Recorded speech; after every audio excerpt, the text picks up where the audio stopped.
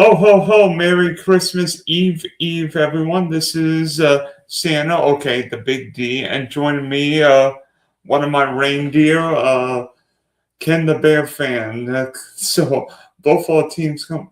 By the way, check us out. Spunky Spectrum Sports, driving top productions everywhere. I think Ken's got shows on Sunday, throughout the week, and then on Sunday, Bears play Sunday night, and of course, my team is in Indianapolis this weekend, so we might have to deal with a 44-year-old grandfather. Yeah, sorry, I was trying to fix where the show went. I was sent the wrong place. There we go. Now we're live on X. There we go. Let me share this out real quick. I had a technical difficulty there. I sent it to the wrong. I sent it to the hacked account initially. Are you still recovering from that crazy game on Saturday night? Am I what now? Are you still recovering from that crazy game Saturday night? Oh, dude! I mean, look, if you're a Bears fan and you're breathing today, your heart's in good condition. Because the Bears sure are trying to give people cardiac arrest. So yeah, if you're still breathing and you're a Bears or Packers fan, you have a healthy heart. I have a couple of friends who are Packer fans, and that wasn't necessarily the best game. That was look at the Bears now. First off, Caleb Williams ties a Hall of Famer with an NFL record this year. 6 comebacks with under 2 minutes remaining in a game. Okay, that's an NFL record. Do you know who he shares that record with? John Elway? Good guess, but no. The Sheriff. Oh, Peyton, yeah. So I think the odds were 3% that the Bears win this game with like 2.5 minutes left. And then they go ahead and they win this game through all the improbability. You get but you look at Caleb, give him credit, drives him down there, throws it to Jody Walker, who gets the touchdown. Then they recover an onside kick. Good kick by Cairo, a knuckleballer. Dobbs made a mistake that a lot of guys made. He took his eyes off the ball to see who's coming to truck him. I get it. Human nature. So he takes his eye off a knuckleballer, doesn't see it into his hands. Bears recover. Then, Caleb with the bomb. So, I mean, your heart is in good condition. We've done this 6 times this year where we've had to come from behind or whatever.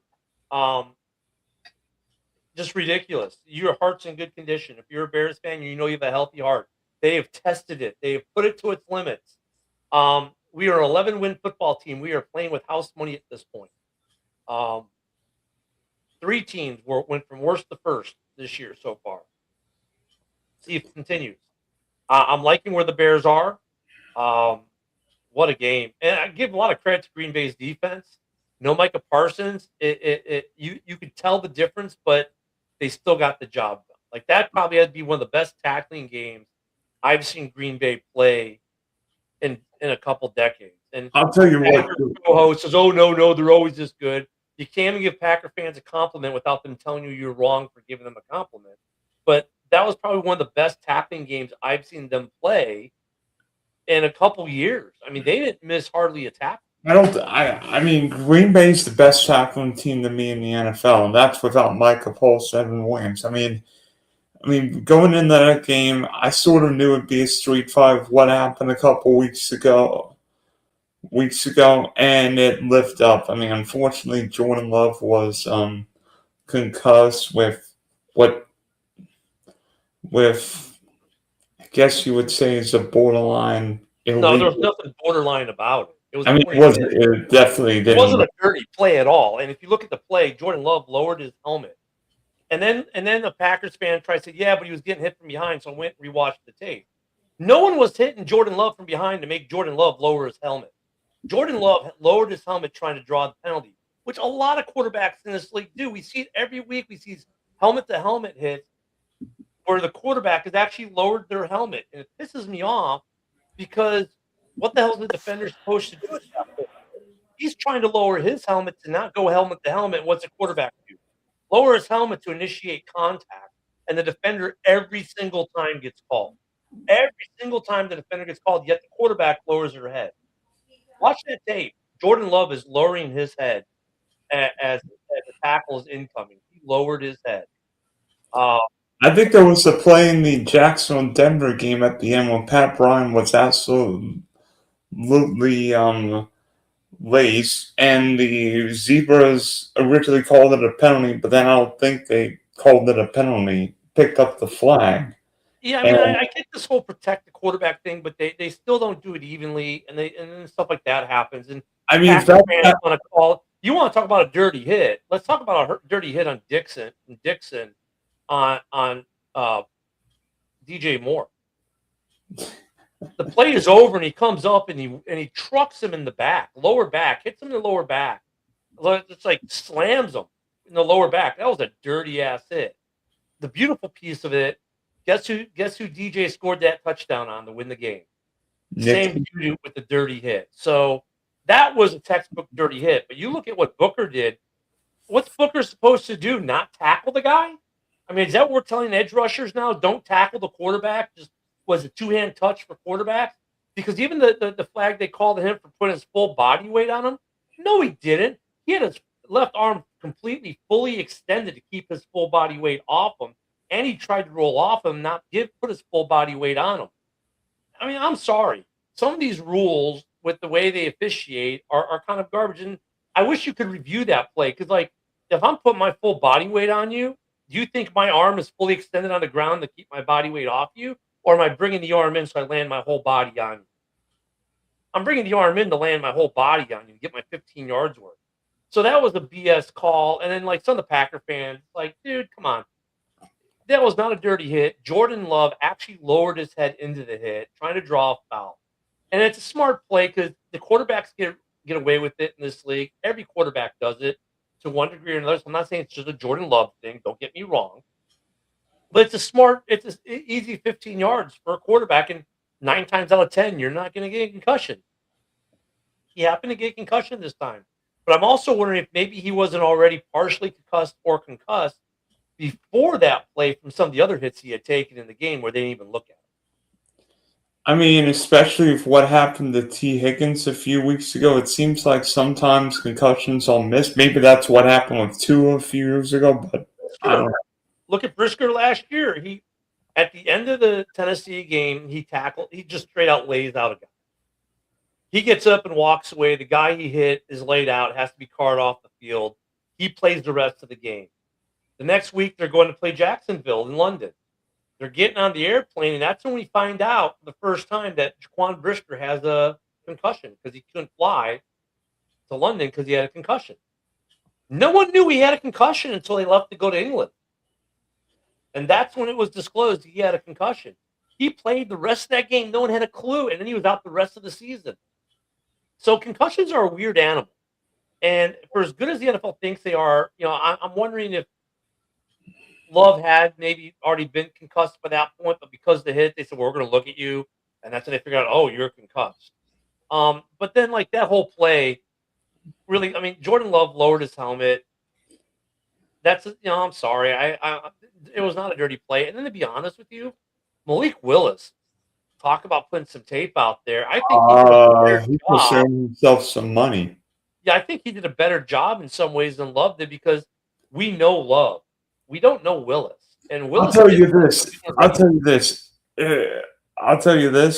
The Bears were not ready for Malik Willis's athleticism, but then again, nobody was. Well, no, because he played a couple games last year, but you haven't seen him since like week 5 or 6 last year.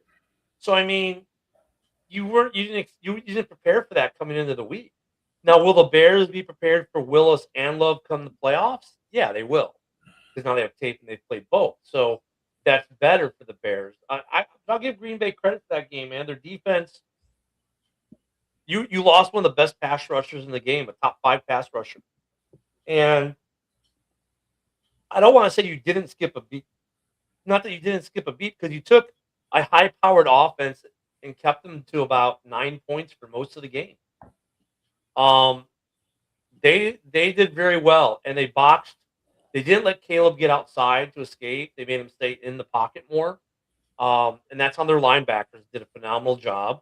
Obviously without having Rome and Luther Burden, that may have played a little bit of effect with the Bears passing game, but they were effective enough.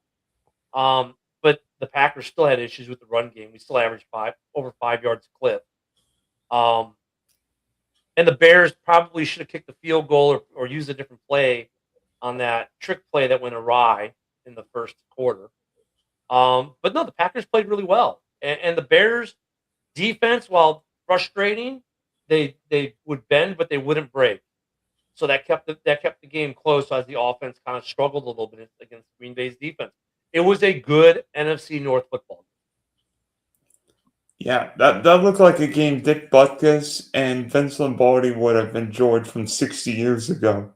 Yeah, I mean, there's some good hits. I mean, there was drama, there was excitement, there was the emotions were up, they were down. That's the Uh, loudest I've heard Soldier Field in a long time. dude, that was. I've been to some loud games at Soldier Field.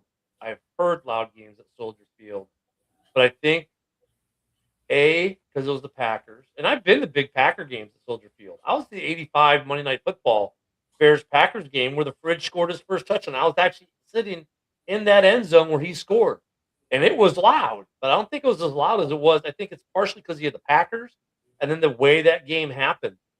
I mean, that place was on fire.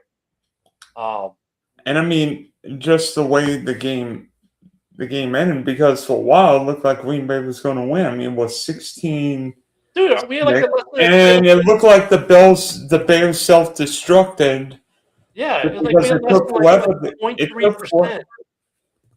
it looked like the Bears self-destructed by not kicking the field goal before the 2-minute warning. I mean, it looked like I think we had less than 3% or 1%, whatever that was, when we got the ball that first possession, the second to last possession, the Jody Walker touchdown. When we got the ball, like Green Bay's odds of winning were over 97%. And then Caleb marches them down the field, gets a touchdown. They onside kick, and again, I'll tell you what, we did the House Hall on Sunday morning, which for us is normally a pregame, but obviously this week was a postgame. My players of the game, there's Adam. One of my players of the game for this Bears game was Cairo Santos. I'll tell you what, that was a great onside kick. And then thinking back to the NFC Championship game, Green Bay, Seattle, I'm like, oh no, he did it. Oh no, Green Bay's. As soon as that happened, I'm like, Green Bay's going to lose. Well, it wasn't just the onside kick that by Santos isn't why I would give him the game ball. That was a great kick by him. He did everything. That's a hard kick to do, and that's the third one that he's converted. I don't know. He might lead the NFL in converted onside kicks right now, active kickers. He may. I'm not sure. I have to look that one up. But his field goals, 48 and 51 in that wind. Look at. I don't want to hear anyone give me any static about, oh, Caleb doesn't have arm strength and accuracy. In a football game where kickers from 42 and 51 yards out have to bend the ball like Beckham to get it up to the upright, he threw an absolute dime to DJ Moore. That ball was in the air for 60 yards. When Caleb let that ball go, he was standing on the Bears' 45-yard line. DJ caught that ball about 5 yards deep into the end zone. That ball went through the air for 60 yards, and it didn't look like it moved at all. He threw a dime to DJ, 60 yards in that win. Where does that rank? So quickly, Ken, before I bring in Adam, where does that Caleb's throw rank in terms of best throws we've seen this year? It would probably rank in the top 5 somewhere. I mean, I have to start looking at the other ones from throughout the year. I mean, 60 yards in the air in that wind to be an absolute rope of a dime. Ridiculous throw. We have to look at some of the other really good throws from this year, but it's got to be probably in the top 5 somewhere. Yeah, no question. And now the Bears playoff spot, 49ers. Well, because Adam, thank you, my friend. Adam hooked me up, man. Adam hooked a brother up. He beat the Lions. I was like, Adam's giving us a Christmas. And you had your own crazy game on Sunday. I didn't watch the game.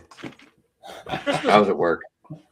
Oh, it's that time of year, dude. So I listened on XM though. Yeah. Final play. Watching that final play, because that was the game I watched. I didn't understand. I get it. It was an offensive penalty, and that stops it. But that was just a big offensive penalty, and it was a legit penalty though. When you watch the replay, you could see where St. Brown stiff-armed him away, right? What got me was, and this is probably what you didn't translate so well to you listening to it on the radio in the truck. So everyone's milling around like, looking like, okay, who won this game? Because no one knows who won. The play happens, and there's no celebration really. There's a little bit of celebration by both teams, but then everyone's kind of milling around because there's a flag, and they're like, okay, and the coaches are all looking. Everyone's looking around. The umps they're huddled, together talking, and you can see them discussing things. And the coaches have these looks like, and the players have these looks like, like what the hell? I mean, the looks were just something else. And then, and this is why it's so controversial. The referee comes out and goes and turns on the mic to explain. You could have heard a pin drop in Ford Field when he clicked that mic on and started to speak. Everyone in the stadium just not a word. The ruling on the field is a touchdown. Crowd goes nuts. Mm-hmm. However, there's a flag on the play. Pass interference, offense, number 14. The penalty is disallowed. The game is, then he reads it and he goes, the game is over. And everyone starts cheering and he goes, no, the touchdown's not good. Pittsburgh wins. And everyone starts booing. And it was like, he should have just come out and said, pass interference, offensive pass interference, right? Touchdown is negated. Game is over. He would have said just that. But the way he said it was like, here, Lions fans, you scored a touchdown. Let me take my hand, shove it in your chest, rip your heart out, throw it on the ground, and do a dance on it. I would argue Detroit's bigger beef was on the first OPI when that didn't look like OPI. That just looked like a play. I mean, that should have been. I've learned not to bitch and moan about. Look, we shouldn't bitch and moan about missed calls because here's the thing. I remember the face mask on Caleb Williams that was not called and cost the Bears was a turnover on downs, whatnot, in the Vikings game. But then there were calls that we got that other teams like, well, so look, in the aggregate, you get some calls that go your way because people always remember, that shouldn't have been PI. Yeah, but what about the PI you got in the third quarter? That shouldn't have been PI either, and you took that and scored a touchdown. So I always find it as tick for tack. And it's like fans always remember the thing that they think wronged them. Like, oh my God, our wide receiver just drops the ball all the time. You mean the one drop he had in the game? What about the other 10 catches and 2 of them were touchdowns? Oh, but that drop was so big, they need to cut him. What about all the other catches in that game? Or that's like going, they should just cut Jahmyr Gibbs because that fumble. Really? No. I mean, but there are fans in it. There are fans right now who want to get rid of Goff up in Detroit because they lost. I heard they're not bringing him back next year. He's still in their contract, but it's an out year. They can escape his contract next year. Detroit fans are. I hate to say this, so please, people, don't take this the wrong way, but fans are fucking stupid. That's why they're fanatics and not GMs. By the way, Adam, speaking of crazy throws and crazy catches, how about that one at the end of the first half when Aaron Rodgers, sure, it's Ford Field, throws another Hail Mary to Kenneth Gainwell? Look, if Gainwell wouldn't have tripped, he probably wouldn't have caught that ball. Well, and then you get right, and then Adam, you bring up a good point. You get the luck factor. My dude hadn't tripped, probably doesn't catch it. How many times have we seen plays where your guy trips and all of a sudden makes this great catch? Oh my God, what an amazing catch! What a great receiver! And then the next week, he doesn't trip, he doesn't catch the ball. And well, Kenneth Steve, I don't always say you're stupid. You're just a Packer fan. So, well, if you're in a final this week, Kenneth Gainwell is going to be the guy to have. I just think it's funny, but the way fans go about these things, man. And look, DK if you're Metcalf. watching this show, you're probably not one of those fans because you're probably not a casual fan because you look more into it and you seek us out and watch us. And like Steven knows the policy. Steve is on a lot of our shows and he talks a lot of football with us and leaves a lot of comments. And I just say he's stupid because he's a Packer fan. Because anyone who wears that puke color has got to be a little mentally disturbed. But I mean, no, Steve knows football, man. He gets it. Do you think he's going to run around and say, "Oh my God, we need to cut Romeo Dobbs"? Because there are some Packer fans who are like, "Romeo Dobbs must go because he didn't recover the onside kick."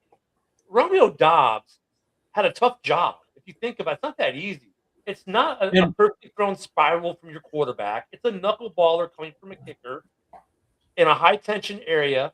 And what did he do? The same mistake that he's made as a receiver, that DJ Moore has made, that best receivers in this game make. He took his eyes off the ball for a split second to see how he was going to get trucked by the Bears defenders, right? When he caught that ball. I mean, I've seen guys drop onside kicks. I mean, and by the way, Romeo Dobbs had a great game, 5 for 84 and a touchdown. He called. Oh, some of these Packer fans are roasting him. Like, he needs to be gone, this, that, and the other. It's like, look, even your star players are going to make errors and are prone to having errors happen to them when they don't do the very basic fundamentals, like watch the ball into your hands. How many times have we seen some of the best receivers in this game, like Jamar Chase, take their eyes off the ball and drop an easy one? Jamar Chase had a big drop this weekend. Yeah.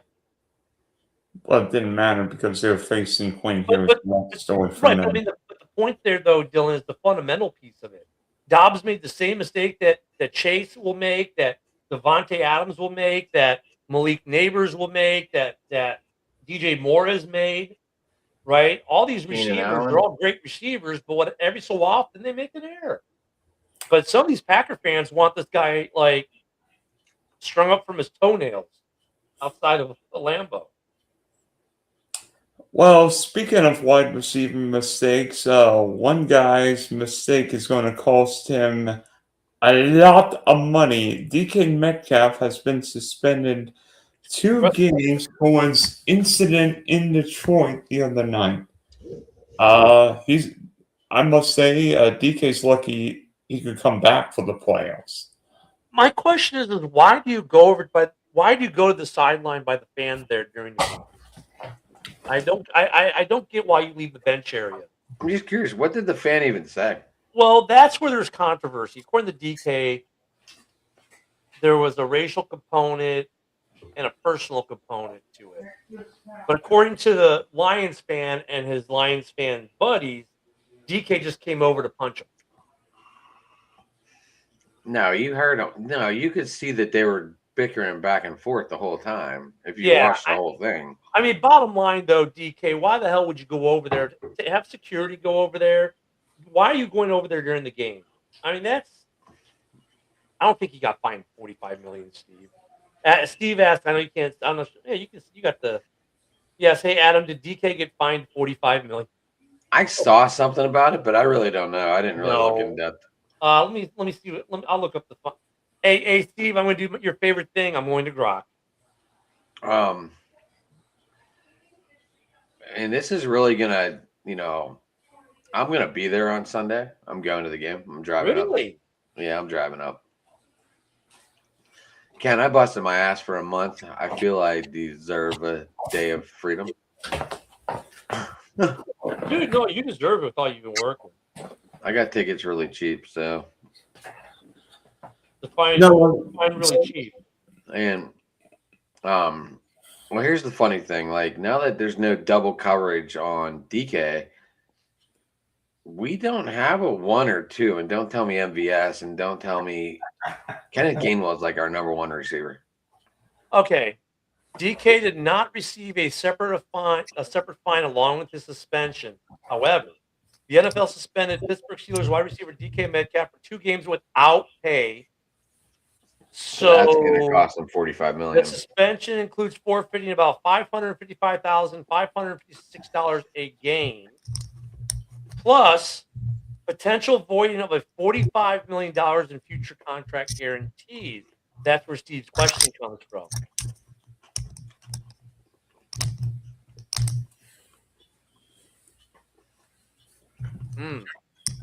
So there were bonuses that were going to be met. Well, future contract guarantees, it could void them out. It may be what they're alluding to. Player conduct clause. Gotcha. That's a so big. Steve says with the close-up video of what the dude said to DK, what did the dude say to DK? And those two definitely had a relationship.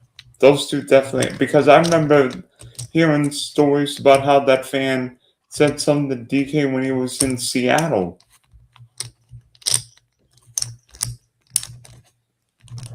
Let's see if I can find it on Grok. There are conflicting accounts about what the Detroit Lions fan identified as Ryan Kennedy said to DK Metcalf during their altercation. The fans' version, Kennedy told reporters that he simply called Metcalf by his full legal name.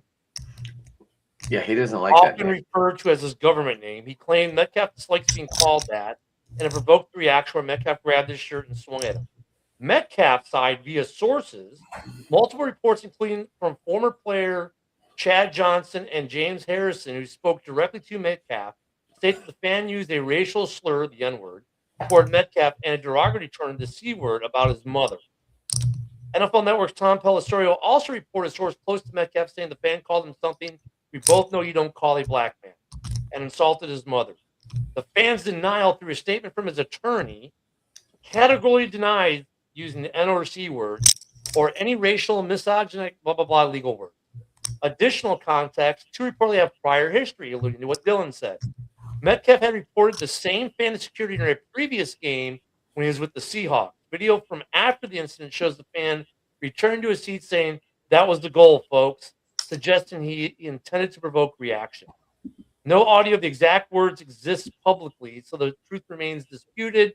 Wow. It's crazy. And by the way, I love Grok. Grok is great for this kind of thing. I did for my AI and digital marketing class. Trust me. I would tend to believe the player more than the fan in this. I'm sorry, because he's not. If I called you by your full legal name, you're not leaving the bench to mix it up with me, right? I mean, I'm sorry, but if I go Adam McNally, yes, sir, you're like, whatever. I'm by the bench. Maybe you throw me the bird, but if I go, hey, AM. Your mom's a C word, and you might come over then. You know what I'm saying? And he may have called DK by his name as part of the altercation. Both things could be true.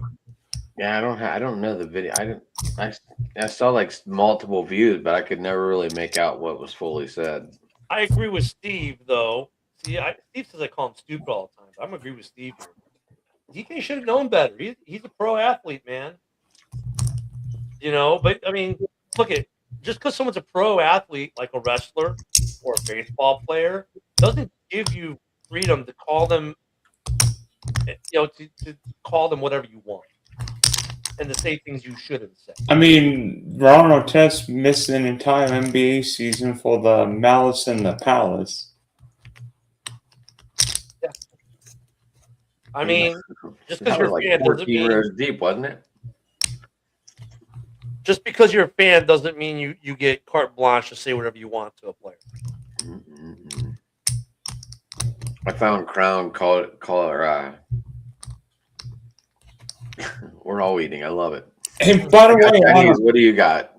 By the way, Adam, what the heck is going on with the Ravens right now? I mean, are the Ravens just going to hand Pittsburgh the AFC North? What do you mean? The Steelers win on Sunday. They clinched the division. Yeah. Or if the Ravens lose on Saturday. Yeah, Steve, he did. Ron Artest changed his name to Meta World Peace. I remember when he did that. Yeah, the Ravens lose. I'd rather see the Steelers win, though. But I think Myles Garrett is going to break the sack record against TJ Watt. Well, he's got, 2 games to get a half a sack? a full Yeah, well, stride. I mean, I think it. If it happens against T.J. Watt and he breaks his own record, I wonder if T.J. Watt's going to acknowledge him or whatever. Oh wait, no. Oh yeah, because right now he's tied with Watt, but then the half tackle he's tied with Strahan, right? He's the half sack behind Watt, I thought, for the And record. No, Strahan. Strahan has the record, and he's a half sack behind Strahan.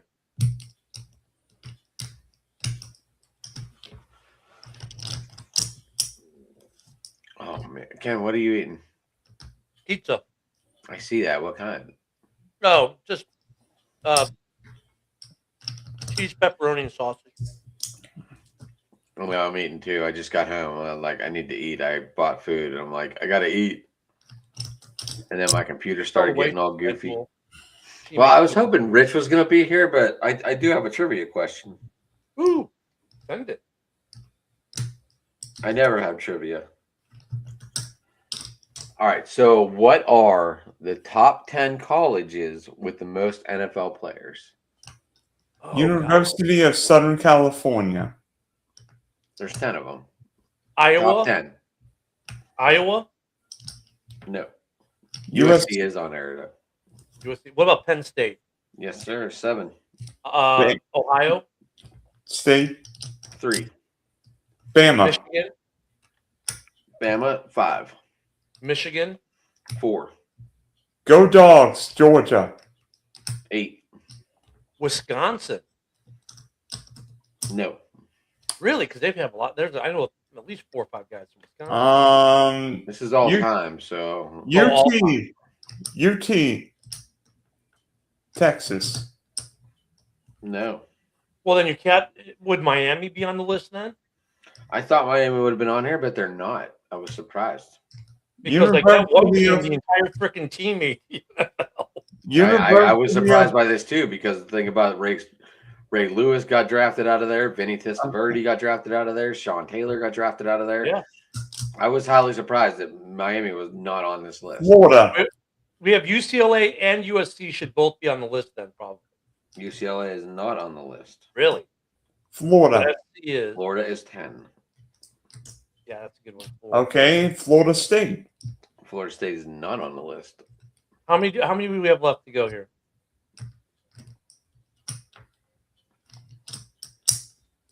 3. 3. Clemson. Nope. Tennessee. Nope. Auburn. No. Louisiana State University. Ooh, LSU, yeah. Yep, 6. All right, so 2 to go. Not Colorado. Oh, Notre Dame. Notre Dame number 1. Yeah, Notre Dame's a good one, yeah. So we need one more. We need number 9.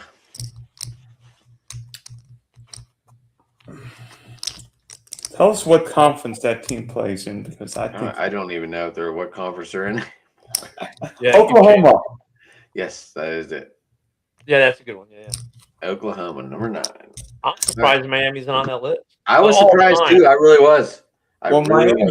Miami was dirt poop until the 80s. That's like Oregon, like up until the last couple of years, never got anyone drafted. Right, and then all of a sudden, they had. But that's why I thought you'd have more Big Ten, because Iowa linemen and tight ends come out of that place like it's nothing. It's not like I was producing 5-star wide receivers, though. They're producing at least 1 to 2 NFL players per draft. Yeah, but that's only recently, though. Dallas Clark. 80 or early 2000s. U of I, and like U of I, I'm surprised U of I is on the list, because maybe because of the last decade or two, but they used to produce. They've produced a ton of Hall of Famers in the NFL. I mean it's, but yeah, you're talking a long history, man. Oh, here comes Rich. Damn it! Damn it!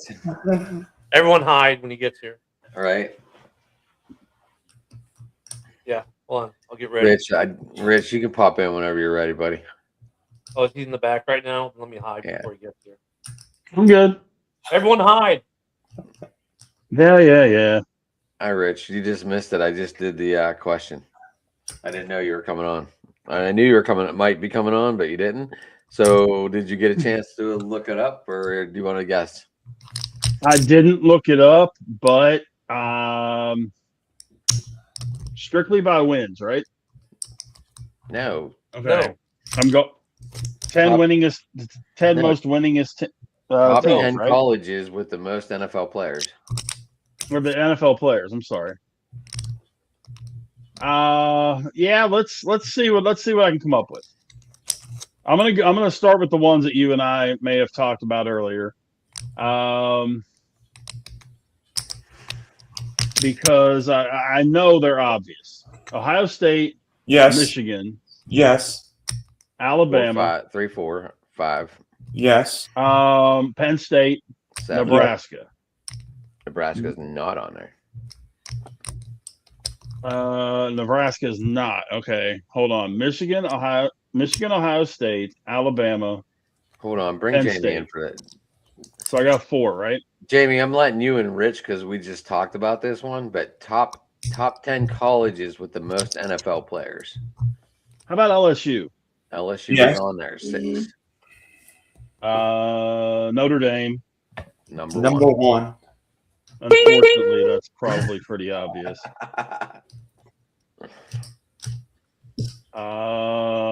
Jamie, with Joe coming over or no? Georgia? No, he's run down and he's tired. It was his last day of school today. Georgia was 8, Rich. Go Dogs! Who sick 'em? USC? Number 2. That's not surprising. How about Oklahoma? Number 9. Awesome. What am I miss? What number am I missing? 10. Huh? 10. Oh shoot! Did I say Florida State yet?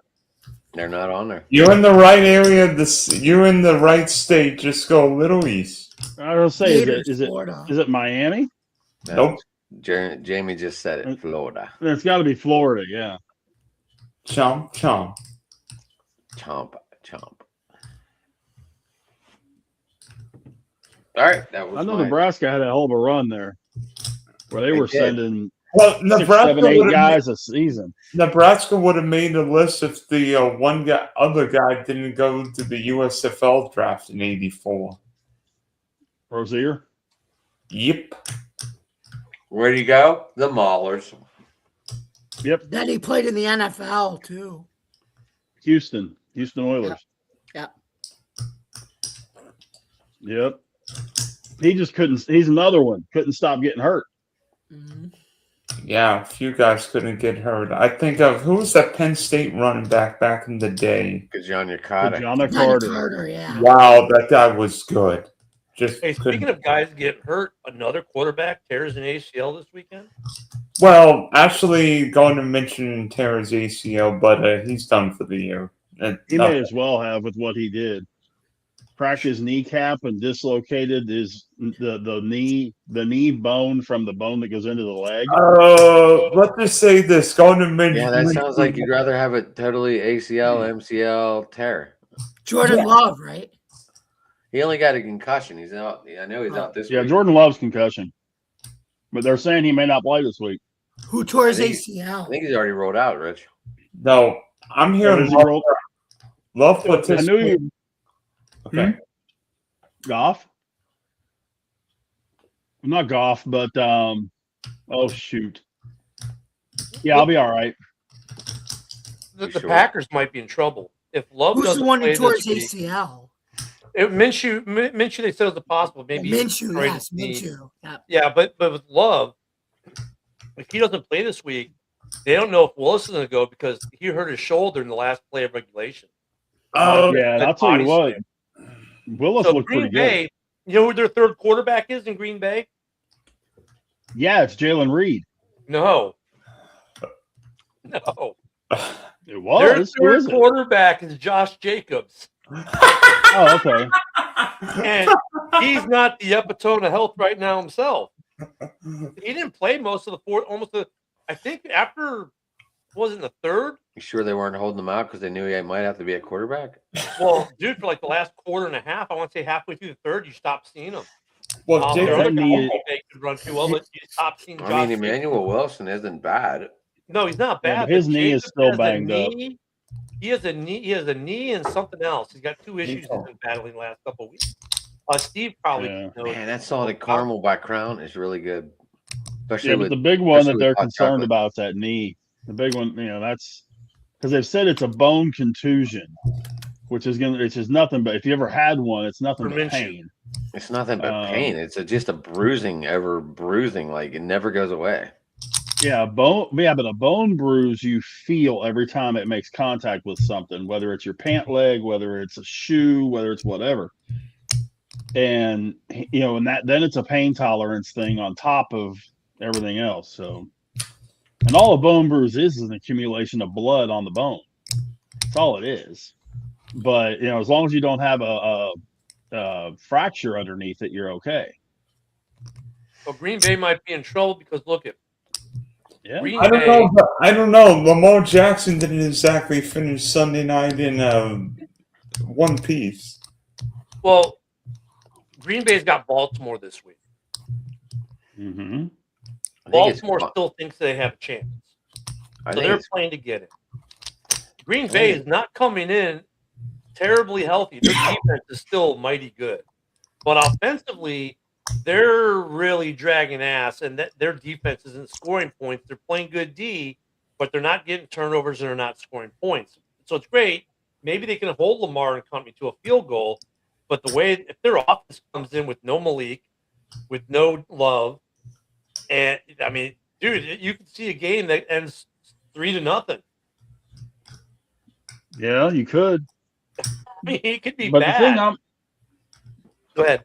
And see, the other part of that too is the Steelers are going to know by the time they play Sunday whether that game means anything.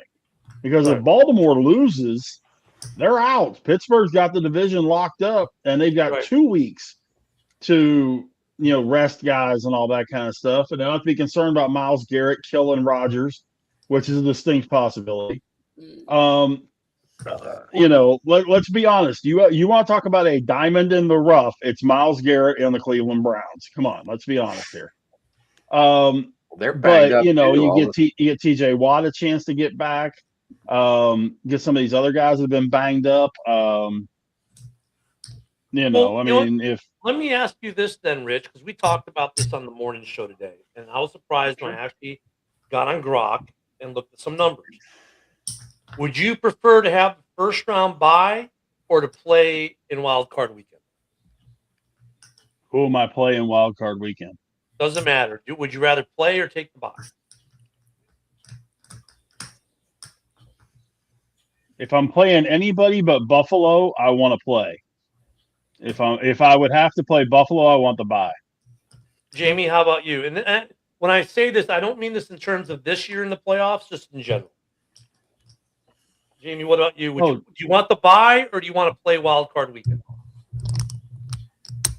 Well, just in general, the bye. What about you, Jamie?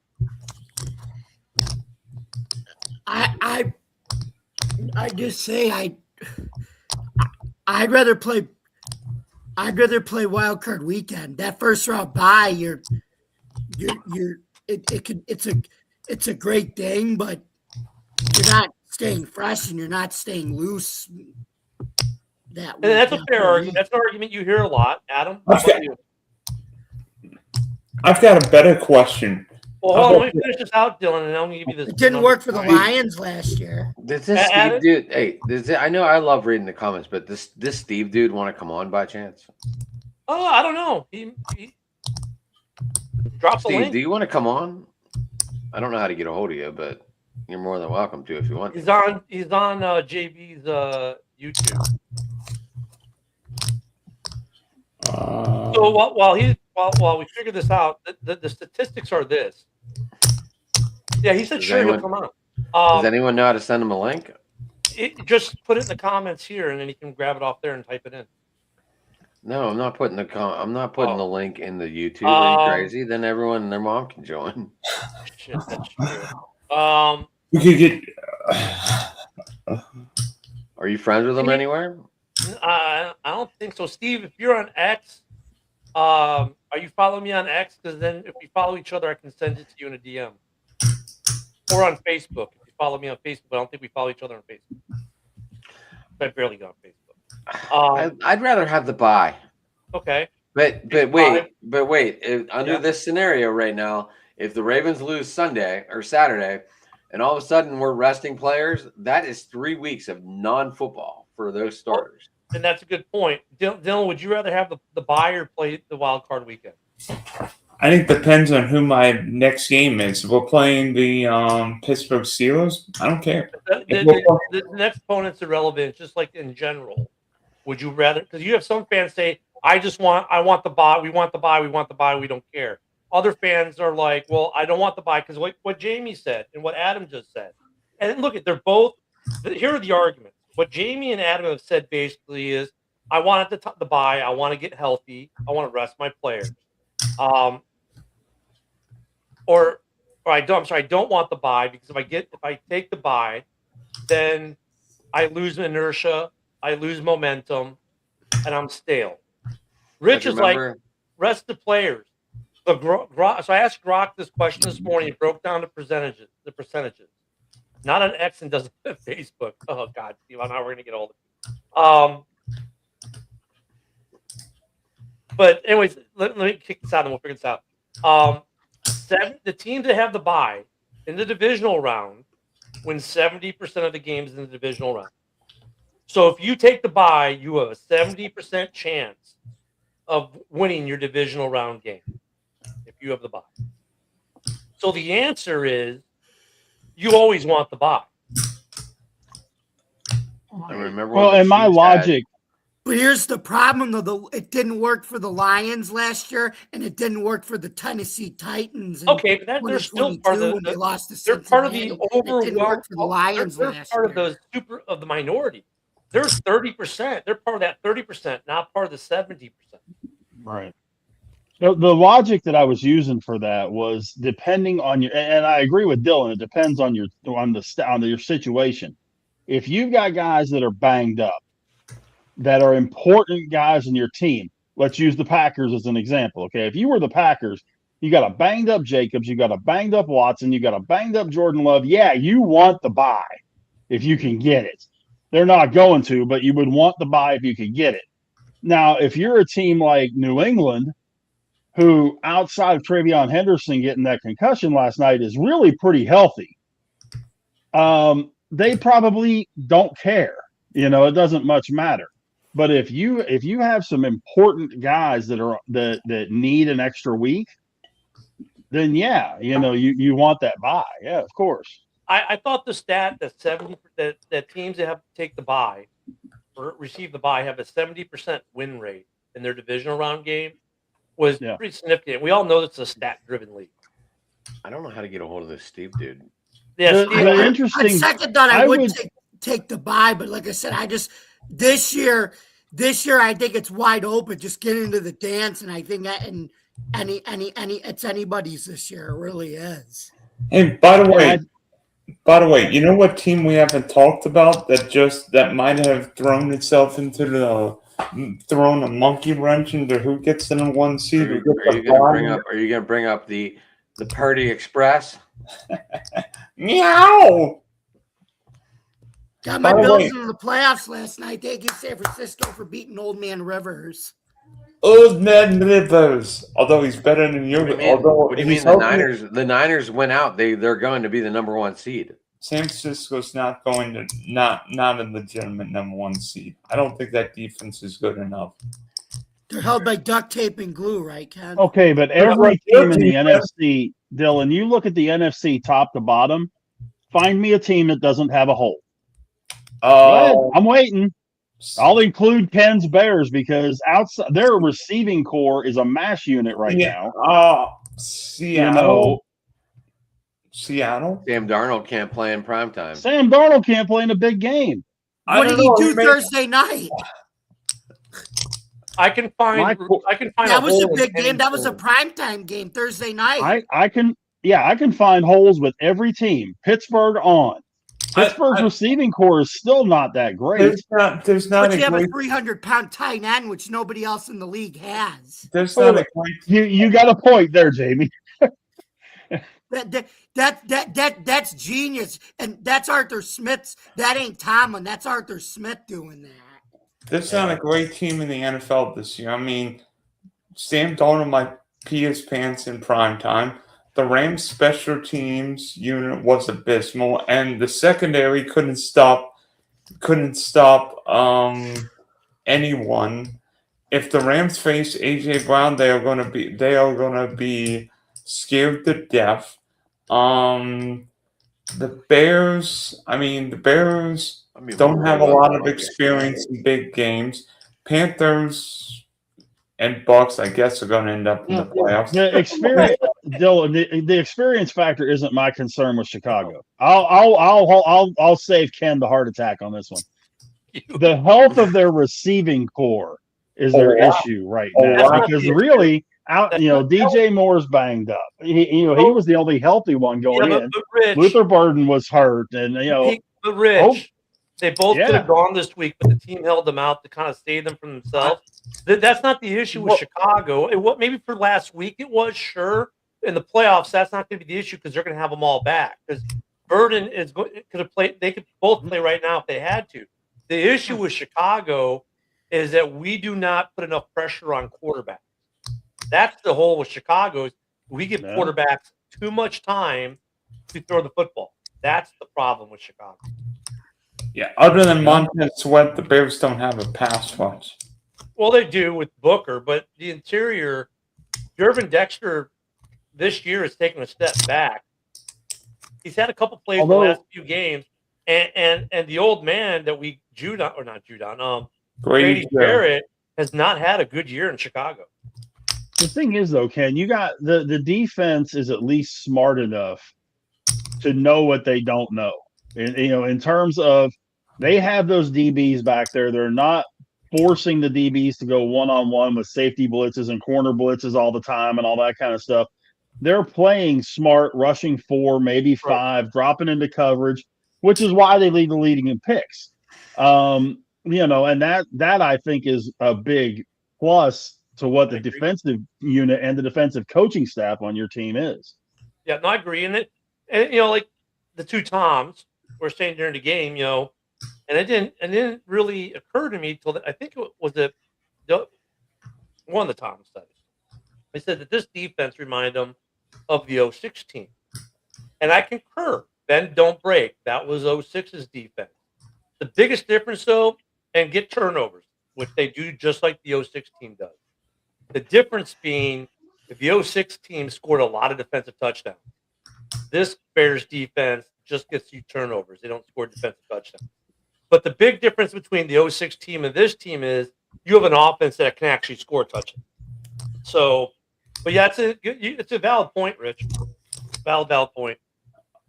And I mean, you look at it this year, especially AFC-wise, Pat Mahomes, Joe Burrow not making the playoffs. Lamar may not make the playoffs this year. Guess what? It doesn't matter. Somebody's going to win the AFC. Somebody's going to win the NFC. This might be the year for the Bills to make the Super Bowl. Aaron Rodgers could end up with us in his second Super Bowl. Maybe Bo Nix. Maybe Drake May. Maybe I think your odds are it's going to be one of these young kids. Maybe Justin Herbert, or maybe the guy in Jacksonville. I don't know what his name is. I don't know. Sunshine. I will tell you this, though. I mean, this is probably the most complete team Jacksonville's had in a long time. With getting a second receiver, which I've been harping the Steelers needed to get, and they kind of got in Thielen, but not completely. I mean, but with you guys getting that second receiver, Travis Etienne playing the way he's supposed to play, and not dicking around like he did last year. And that defense playing well. Yeah, I mean, Jacksonville's got who's a talent. There hasn't been a question about talent. They just haven't performed. I'll tell you this year they're performing. I'll tell you this, Rich. There were 3 coaching hires who have made huge differences this year. One of them is Ben Johnson, who's my coach of the year in Chicago. One of them is Mike Vrabel in New England, and Liam Cohen's the third. Have you seen how Baker Mayfield's regressed this year? You wonder why? Liam Cohen's not coaching Baker; he's coaching Trevor. And Liam Cohen is coaching Trevor Hall, and look at those throws. I mean, the throw, he turned Parker Washington to Jimmy Smith 2.0. I still think Baker. I honestly think Baker is still hurt. Yeah, and he's trying to play through it, and a lot of times that, he's too tough for his own good a lot of times. Yep. And the team suffers because of it. I think he's still hurt because the first half of the year he was an MVP candidate, no questions asked. He was top 3, top 4 for MVP. The last half of the season, I wouldn't put him. I couldn't trust him. Well, in Jacksonville, look I talk about the Bears being disrespected. What about Jacksonville? Like, no one even talks about them. And they very quietly put together a pretty stout, stellar season. And Liam Cohen should be in the coach of year discussion with Ben Johnson and Vrabel. And I think it comes down between Ben Johnson and Cohen. Vrabel won it as a rookie coach already, right? As a first-year coach of the team. I think if it came down to okay, well, they're both, but he's already won it, so they'll give it to the other guy kind of thing. To me, it comes down to those two guys who are not only just first-year head coaches with their new teams, but aren't they both first-time ever head coaches? They are. There's also one other thing, though, with Vrabel. You knew when Vrabel came in, wherever he was going to go, he was going to make a difference and improvement right out of the box. Yeah. Because he was not a bad coach in Tennessee. He had shit surroundings in Tennessee. And by the way, Tennessee's regretting firing Vrabel now, but that's a story for another day. Yeah, but I mean, if Vrabel would have gone to Chicago, if Vrabel would have gone to Miami, if Vrabel would have gone wherever, he could have gone any place and made an impact. So, I think that's the difference because there were questions about Cohen. There were a lot of questions about Ben Johnson. And they've persevered through all those questions and everything and led their teams to really good seasons right now. You expected Vrabel to make a positive impact the minute he walked in the door. There was no questions about that. Yeah, that's because Vrabel had a track history in the NFL, which people are but look, you could tell that it was the organization, not him, that made that team go south. With Ben and Cohen, I agree. 2 OCs that you looked at going, ooh, yeah, they're good offensive coordinators, but are they being Mike McDaniel and kill a franchise? Because he's a great coordinator, right? He's a very good coordinator for the Pats, but every time he's been a head coach, he's been complete dog shit. So I remember at the beginning of the year, I had that one of my things for the Bears was, is Ben Johnson a good head coach or is he just a good coordinator? And I think I think we can say with this has to go over multiple years, but the early return being year one is Ben Johnson's a good head coach. And so is Cohen. I think he's a good head coach. Now we'll see what they do in year 2 and 3 and beyond, because Matt Nagy looked like a great head coach in 2018, and then 2019 and 2020 happened. So we'll see. Liam Cohen was an assistant to Sean McVay, and Ben Johnson was an assistant to Dan Campbell. If you're an assistant to Dan Campbell and Sean McVay, you're being prepared to be a head coach. No, Ben didn't come out of the Campbell tree though. Initially, didn't he come from someone else and then went to Campbell? I thought he came from I thought he came from the Kyle Shanahan tree. Yeah, he's from a different tree, and then he went to Campbell to be an OC. But I would give Campbell I think he gets. In fact, I think that relationship with Dan Campbell is a lot more reciprocal than people thought, because Dan Campbell learned a thing or two from Ben Johnson about how you comport yourself on the sideline during a game, right? But post game, you see that man so fired up. I think I think there was a lot of reciprocalness in Detroit when they were there, but I wouldn't say Ben is from the the Campbell tree. Well, Johnson started his pro career with Miami as an offensive assistant, became assistant quarterbacks coach, then became assistant receivers coach, then became receivers coach, then went to Detroit as their tight ends coach, I mean, he was a then Campbell. OC, and now head coach of the Bears. I guess he would be a Campbell guy then. I thought there was some McVay stuff in there or something. Maybe they were together. Leon Cohen was with McVay with the Rams, and then Todd Bowles with the Bucs. Yeah. Mm-hmm. I mean, yeah. I look at the awards this year. There are no clear-cut winners. I don't think for any of these awards. Like Coach of the Year, you've got 2 or 3 really tough candidates to choose from. All 3 first-year coach of their team. MVP, you've got some tough candidates there too. Mm-hmm. I think the MVP is between 3 guys right now. One of them's in LA, one of them's in Buffalo, one of them's in New England. And you forgot the guy who just tied a Hall of Famer for the most comebacks in NFL history with under 2 minutes in a season, and threw a 60-yard dime in a win that made field goal kickers bend it like Beckham. And I'm sorry, Caleb has part of that.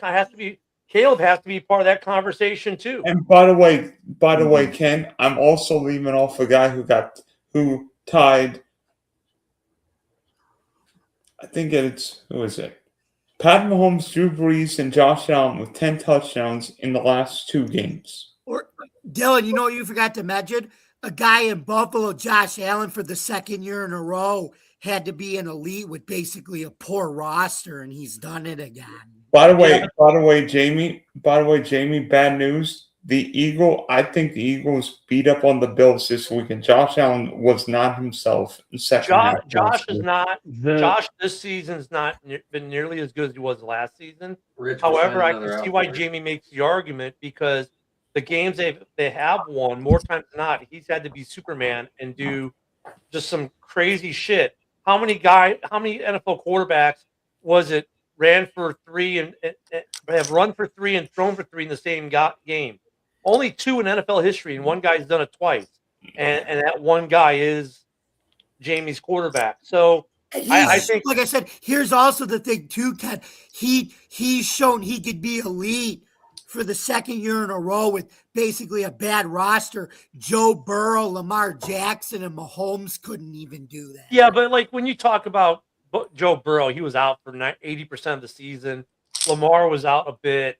I get your argument, but right, but still, Joe Burrow, take away Jamar Chase and if you're gonna have Drake May in this, T. Higgins, if you're gonna have Drake May in this conversation, you got to have Caleb Williams in this conversation. I mean, Drake May's had a much easier schedule than Caleb's had on top of it. Which is why I don't have him number 1 on my list. I don't think Caleb's been consistent enough, because we're also forgetting 2 other guys. Who? One of which is 150 yards away from being the first one to do it twice, and that's to have 1,000 yards rushing and 1,000 yards receiving, CMC, and that's Christian McCaffrey. Yeah. He's 151 yards receiving from being that first guy to do it twice. And there's only 3 guys that have ever done it.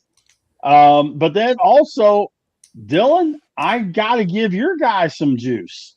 Yeah. I got to give Sunshine some juice. Trevor? Because Sunshine. I mean, Dylan, Sunshine. If you look at the proper meaning of MVP, all the guys we've been talking about fit the definition. To me, Stafford is the guy to knock off the list. I'm sorry, if anybody gets hyper about that, but Stafford is my guy that's on top right now. You got to knock him off the top. Everybody else is right there fighting for it, but to me, it's Stafford and then everybody else.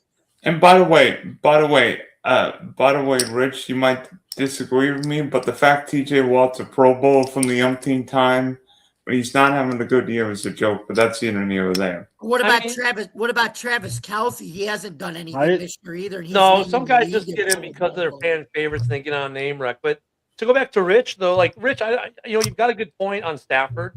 But one thing that they'll look at are the come from behind victories and being able to lead your team to victory against the impossible odds week in and week out.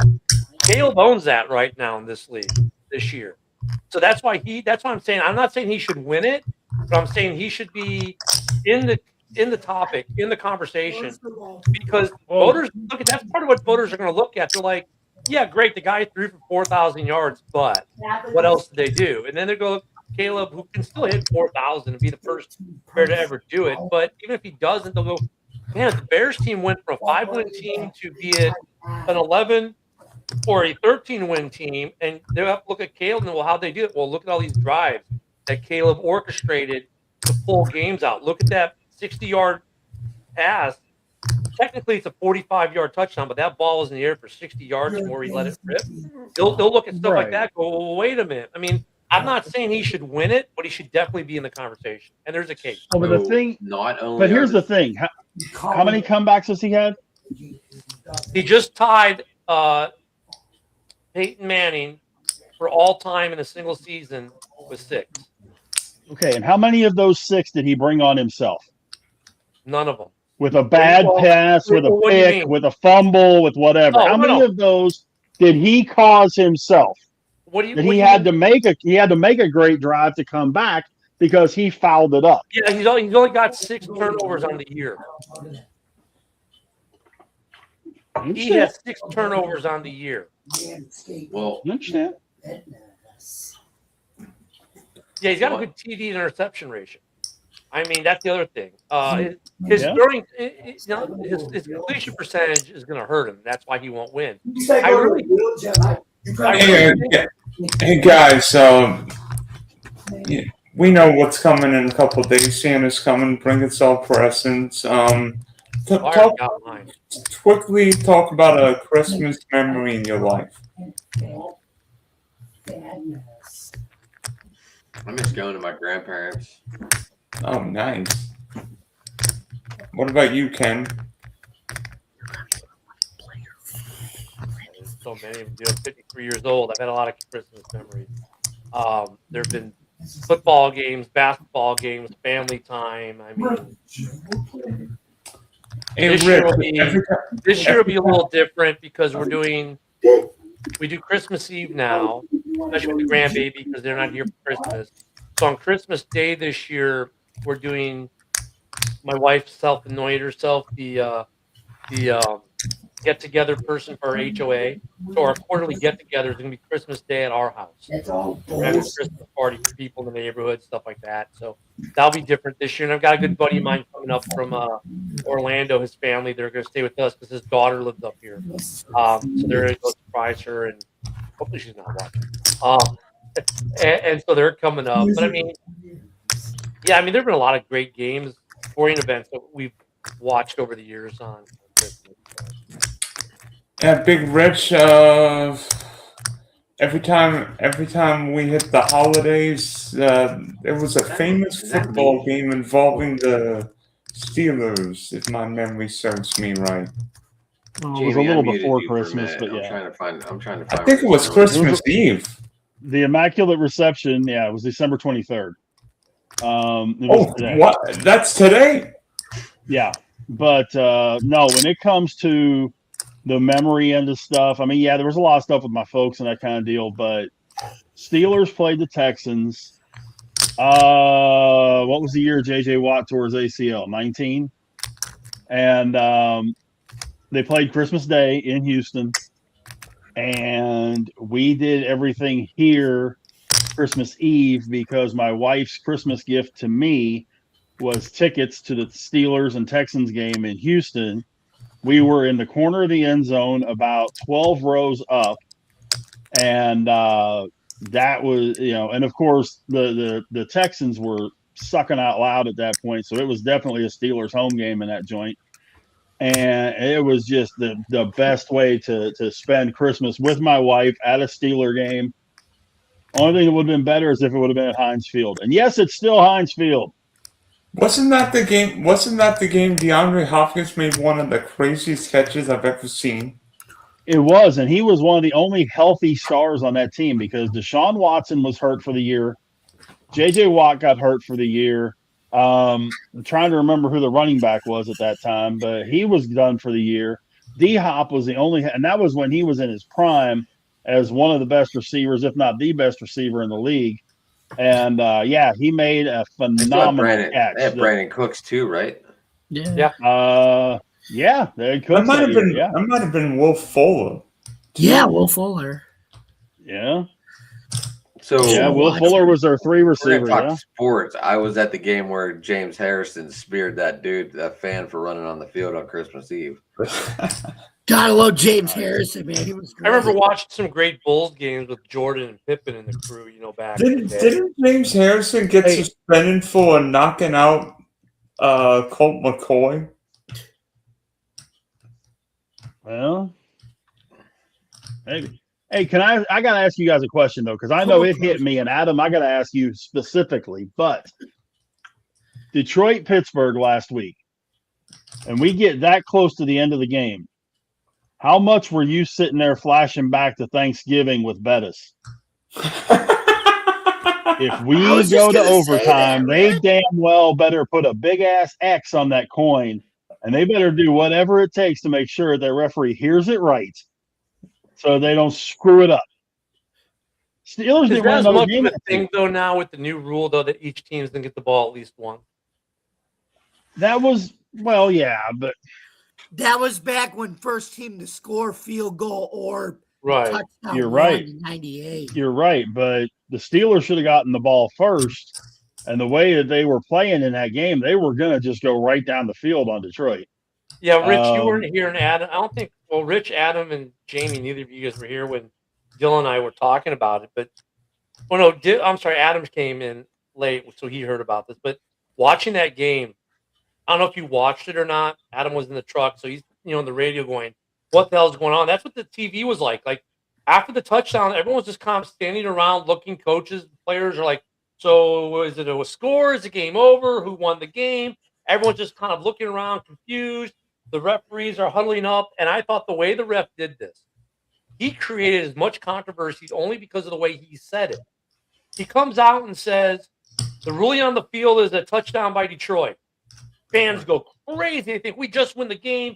We're still in the playoffs. But then he goes, "There is a flag on the play, offensive pass interference." Fans are still yelling. "Offensive pass interference number 14. The game is over." Lions fans are still cheering like, "Okay, whatever, we won." Then he goes, "No, the game is over. Detroit lost, or Pittsburgh wins." Whatever how he said that.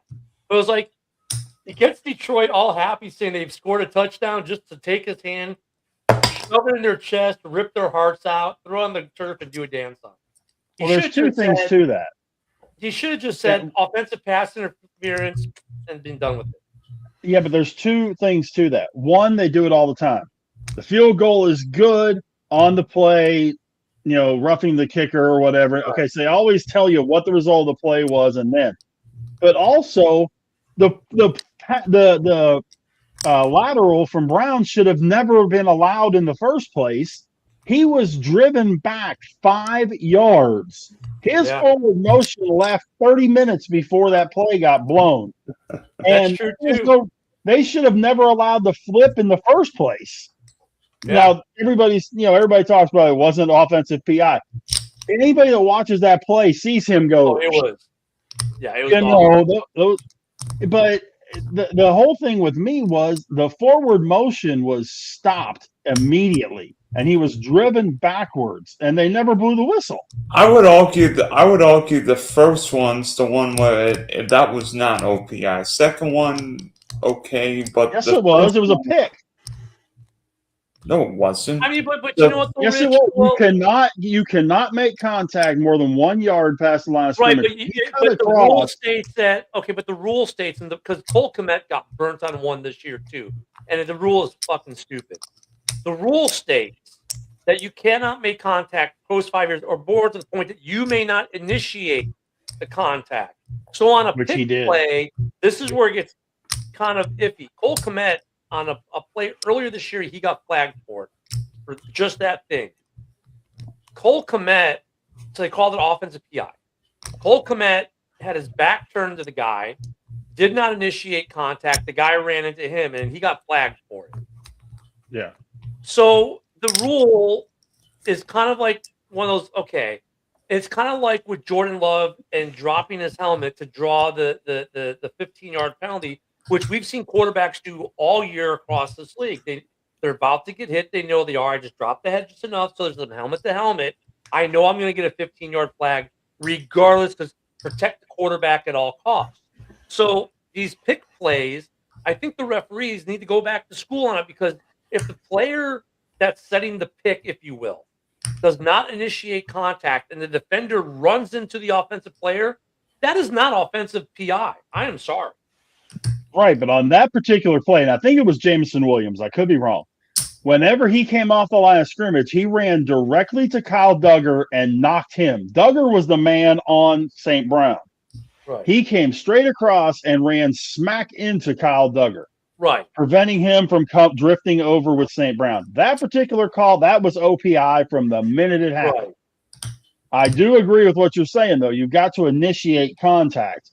And in that particular situation, yeah, that was a screwball call on the Bears.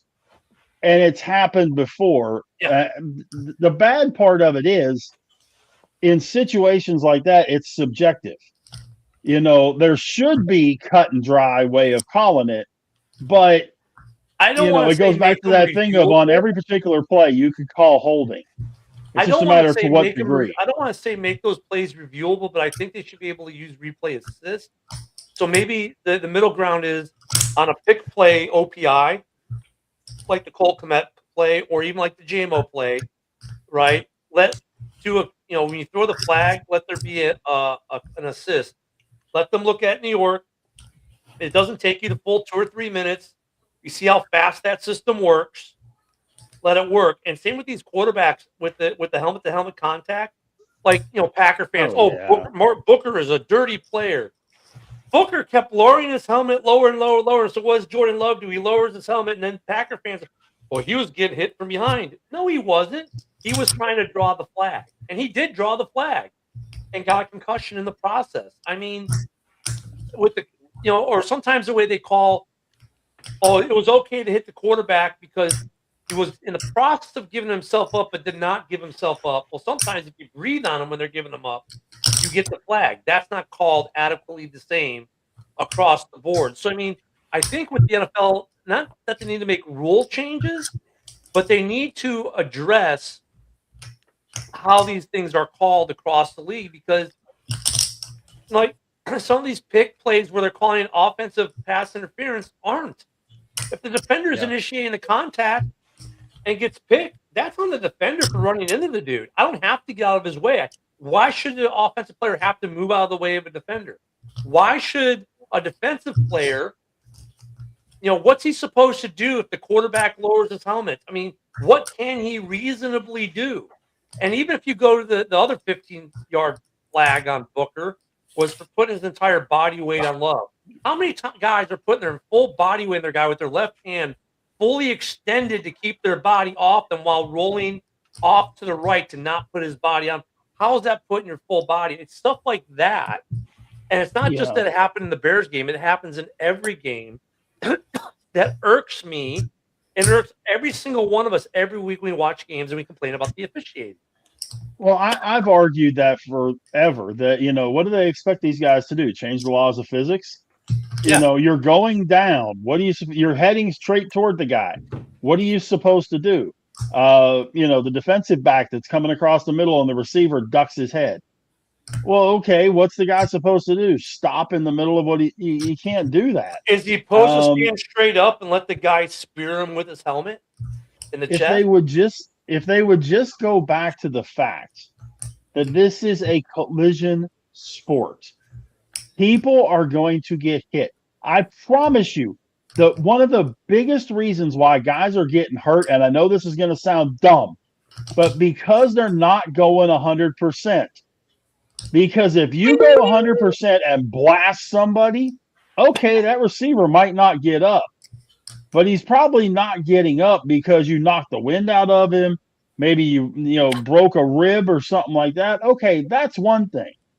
But having to be very careful and tiptoe and all, Non-contact injuries. How many of these ACL injuries are non-contact? Well, yeah, 90% of them. 90%. And you look at some of these ankles and backs, the same thing. It's like, I understand you want to protect the quarterback, but once again, the guy is launched midair to dive at the quarterback, and the quarterback lowers his helmet.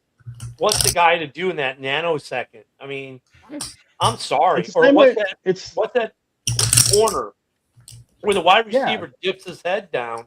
What's that corner Exactly. supposed to do? Lift his head up and let the other guy's helmet hit him in the chin? I mean, right. the defender needs to be protected too. Exactly. And they're Hey, so concerned about these offensive guys that they're not making it football. hey guys, now in 21 in college football playoff time. We saw the first games. Don't even get me started with Tulane, James Madison, but that's here or there. Do you think we see? Who do you think advances New Year's Eve, New Year's Day?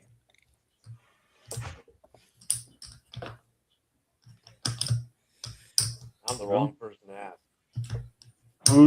Who's going Because first? guess what? I on will that not be watching. Games are Cotton Bowl, Miami and Ohio State, Orange Bowl, Oregon, Texas Tech, Rose Bowl, Alabama, Indiana, and Sugar Bowl, Ole Miss, and Georgia. one? Yep. You want me to go first? Yes, Grand Poobah. Hold on, guys. I have to boogie. I need to. Tomorrow's the last day, so I just wanted to pop on and say hi. Thanks everyone for the show.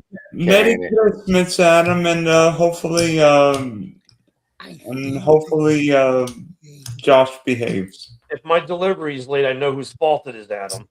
Dude, if I'm delivering to Pensacola, I'm staying, or wherever I'm going down there, I'm staying. There you go. I'm knocking on your door and be like, Ken, I'm staying at your house for a couple days. Hey, I got room in the room behind me in the music room. Oh, I'll probably be at the beach, but anyway. Adam, we've got a few bears on the bed, but anyway, you get me at that. I don't know why. Like, it didn't even ask me my Twitter name or anything today. It just asked me for a name. That's weird. Rich, are we going tomorrow night or no? I don't think so. I know I'm going to have family all over here and all that kind of thing. It's going to be. I wasn't sure, but you saw we signed Dominic Fletcher, right? Yeah. We signed Dominic. You also saw that the Pirates signed my boy, Ryan O'Hearn. Brian O'Hearn is now a Pittsburgh Pirate, ladies and gentlemen. Right, Thank you very much. We were talking about Jack Sawinski's replacement. That might be it. He can play first. He can play right. He can DH. No, I'm talking about Dominic Fletcher. Dominic Fletcher is going to be okay, but he's going to be a bench. He's going to be a role player. Right. He's going to be better than Jack Sawinski. I'm better than Jack Sawinski. Olivia Dunn's better than Jack Sawinski. I mean, come on, man. I was just saying. Anyway, you can get me at Sports Talking on Twitter. I wanted to say Merry Christmas to everyone, guys. Just throwing that out there. And you can get me at Driving to the Top Productions. I'm not on Facebook. Actually, I think I shared it to Facebook. They should just get married anyway. It's been almost a month since I've done a show, so bear with me. Are we gonna all be back next Tuesday? If I'm Yeah, I will. I'll be here. All right, I'll cool. make a different background for the 30th. Instead of gingerbread, it'll be fireworks. Okay. All right. Dylan's in charge of backgrounds lately. Got it. Anyway, guys, I thank you all. It has been a great year, and I am getting out of here. Thanks, guys. All right, buddy. Good, I'm not too far behind you, but see you later, man. Merry Christmas. Merry Christmas, guys. So, Dylan, I mean, I'm saving my favorite for last. I think Ohio State kicks the living dog out of Miami. Ooh. I think Ohio State beats them by 2 touchdowns. Georgia, Ole Miss. Ole Miss has something to play for because they want to basically give the middle finger to Lane Kiffin. But I still think Georgia beats them. But it's going to be really close. I'd say with the spread is 6.5. If I'm betting the spread, I'm taking Ole Miss. But give me Georgia straight up. Of course, for entertainment purposes only. I'm taking Indiana to beat Alabama.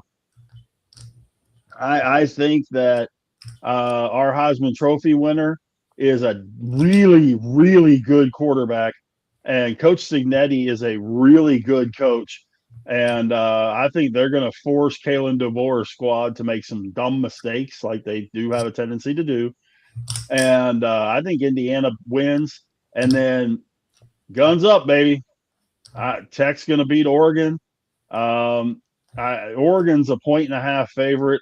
Not quite sure why, but Tech is going to run the ball on them. Cameron Dickey, I think, is going to have 100 plus, and Baron Morris is probably going to throw for 250. I think Tech wins that game by a touchdown.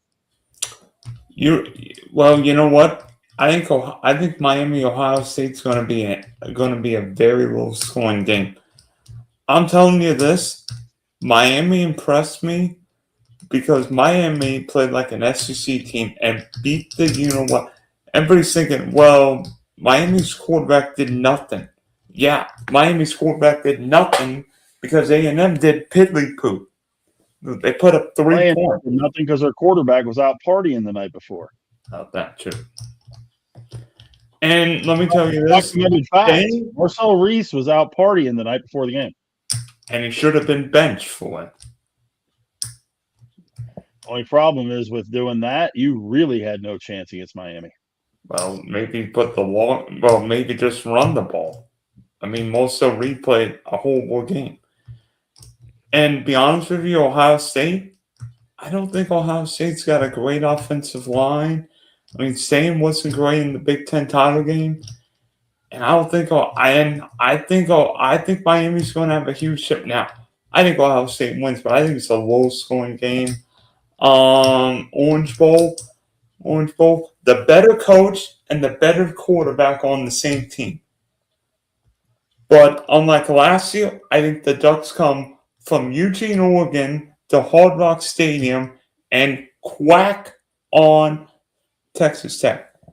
I know Texas Tech is the one team nobody's talking in the playoff, but Texas Tech's only basically played BYU. I think Oregon's got a better quarterback, better coach, and I think Oregon's going to be revved up. I'm going to save the Rose Bowl for last. I would love if Lane Kiffin coached Ole Miss because I think Ole Miss matches up really well with Georgia. But Georgia, Kirby Smart's not losing twice in the Superdome. I think Georgia wins. High-scoring game. And you know what? I can't believe I'm saying this, but I think number one's going down in Pasadena again. I know Coach Sinelli's been great, but Kalen DeBoer as an underdog coach scares the living bejeebers out of me. I think Kalen DeBoer could shove the middle finger all the way to Bloomington, Indiana. Yeah. I don't think you're right. It could happen. I mean, but I don't think you're right. And I'm telling you this: Indiana will go from the hunter to the hunted. That happened to Oregon last year, and they laid an egg in Pasadena. And Indiana's lost a defensive lineman. I think if Alabama can protect Simpson like the Tide did, after being down 17-0, so what if Alabama's throwing it 40 times? They can't run the ball anyway. Ty Simpson, I have zero faith in. I have more faith in Ty Simpson and Julian Sane, even though he's got the two best wide receivers in the country. I was gonna say I don't know about that. I've got more faith in Sane. But I also look at the coaches at the same time. I think Ryan Day is a better coach than Kalen DeBoer. Sorry.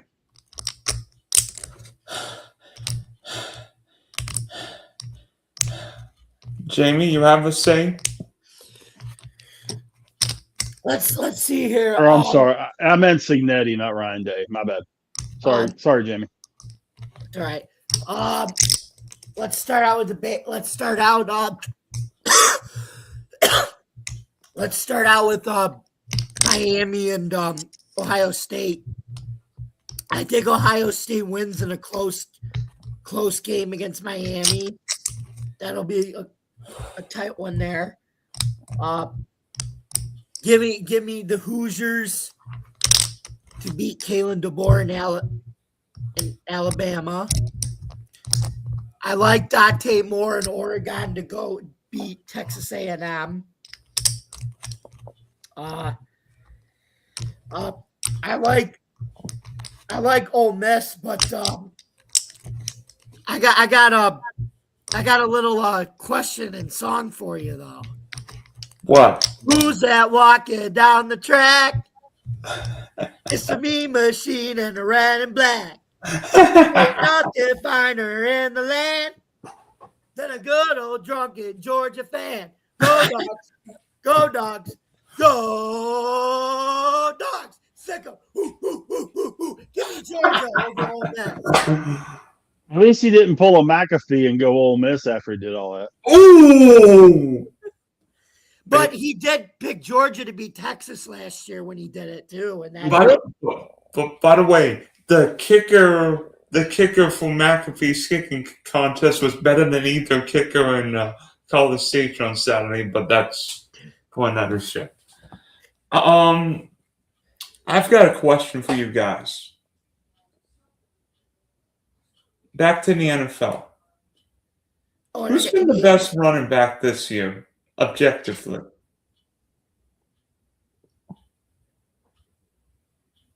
It's between Taylor and Cook. If you'd asked me that question 6 weeks ago, I'd have said Taylor, but that ain't it. He had done squat lately. Cook's leading the league in rushing. McCaffrey. To me, it's McCaffrey, and everybody else is fighting for second.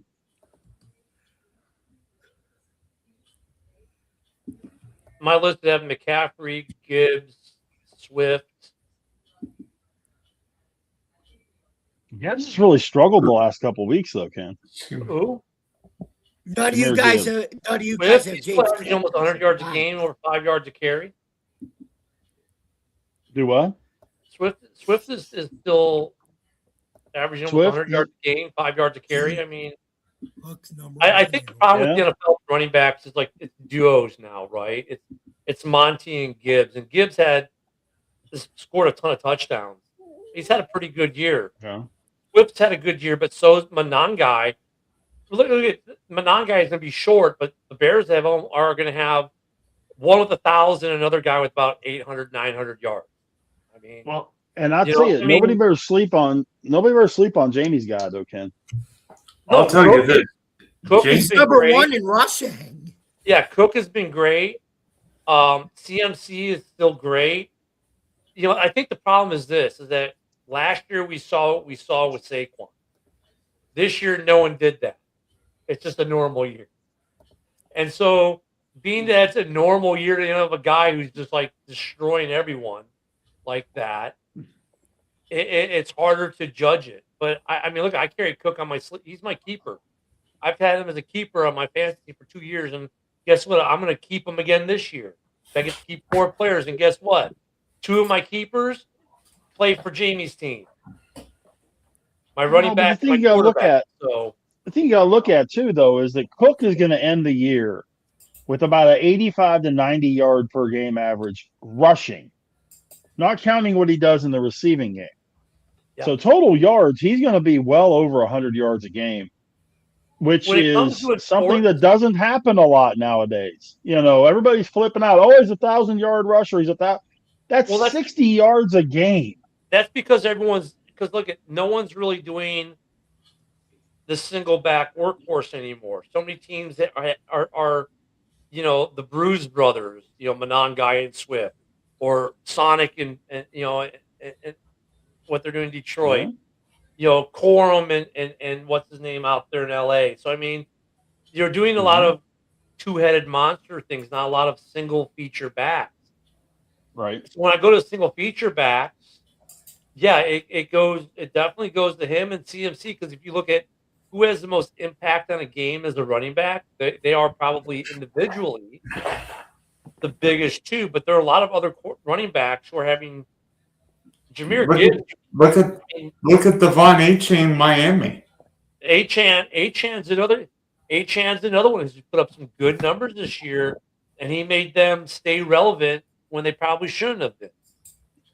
Yeah, I mean, he's third in the league in rushing, but if you look at his game by game, he'll go from 120 and 130 to 60 and 81.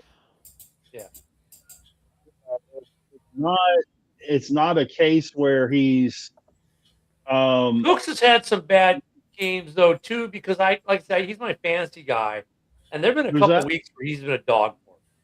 So he's had some inconsistencies too, but those were weeks where even Josh Allen was bad. But like last week for fantasy, Josh Allen was terrible for him, but Brandon Cooks was good. So yeah, I mean, James Cook has had some weeks where he wasn't, the greatest. But when you look at his bad weeks, I mean, it's a case where I'm looking at his numbers right now. Okay, in his last 6 games, he's gone 117, 107, 80, 144, 116. Then he had 48 and 53. But then the games before that, he went 114, 216. So this last half of the year, Cook's been the guy, man. Cook has been the guy. He's at 993 yards right now. And if I go to his against Green Bay last week, guess how many yards Swift had against the Packers? Wow. 70? Oh, he had a ton. 121. So the last couple games, against Pittsburgh, he only had 15. Then he has 125 against Philly, 63 against Green Bay, 98. Okay, that number must be combined. 98 against Cleveland, 58 this week, which was also his lowest average. Actually, it was funny because he only had 8 carries though against Pittsburgh, 1.9 average. His low average was actually this week 4.5, so I was wrong with the 5. But he had 6.9 yards per carry against Philly. My God. Well, no, he had 2.5 against Dallas and 2.7 against Las Vegas. In December, 44 carries, 219 yards, 5 yards per carry average in December. For the year, he's averaging 4.9. Yeah, I mean, when you look at Swift and when you look at, and Monangai and some of these guys, I mean, Javonte Williams has got 1147. Okay. Rico Dowdle's over 1,000 yards. That right there tells you, no questions asked, that the 1,000-yard threshold is worthless. Well, yeah, with it being the season as long as it is, because look, he's 7 yards away from 1,000, and I want to say the non-guy is going to end up with maybe 8, almost 900. With a 17-game season, you don't have to average 100 anymore. Even in the 16, you didn't have to do it. But if Monangai has a couple of really good games, he could get over 9. Yeah, because he's at 731. Yeah.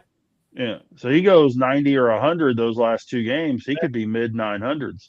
I mean, and Monangai and Swift both had over 100 against Philly, and that was the first time it had happened for the Bears since '85. But that's the problem with the running back situation. Is so many guys are splitting carries, and then you get your guys like Cook, who really doesn't split carries like they do. If you look at Josh Jacobs, normally does not split carries. And then you look though, Montgomery and what's going on in Detroit, they always, they split. And now in Chicago, Swift is never he's going to always split with Monangai now. And so it's a little bit harder. CMC doesn't really split with anyone. It's a little bit harder, I think, to pick who the best running back is because there are two different styles of running back play right now. Are you the feature back who is the only one who gets the ball, like the old school way, or are you part of a tandem now? So that's a much harder question than it was 5 years ago.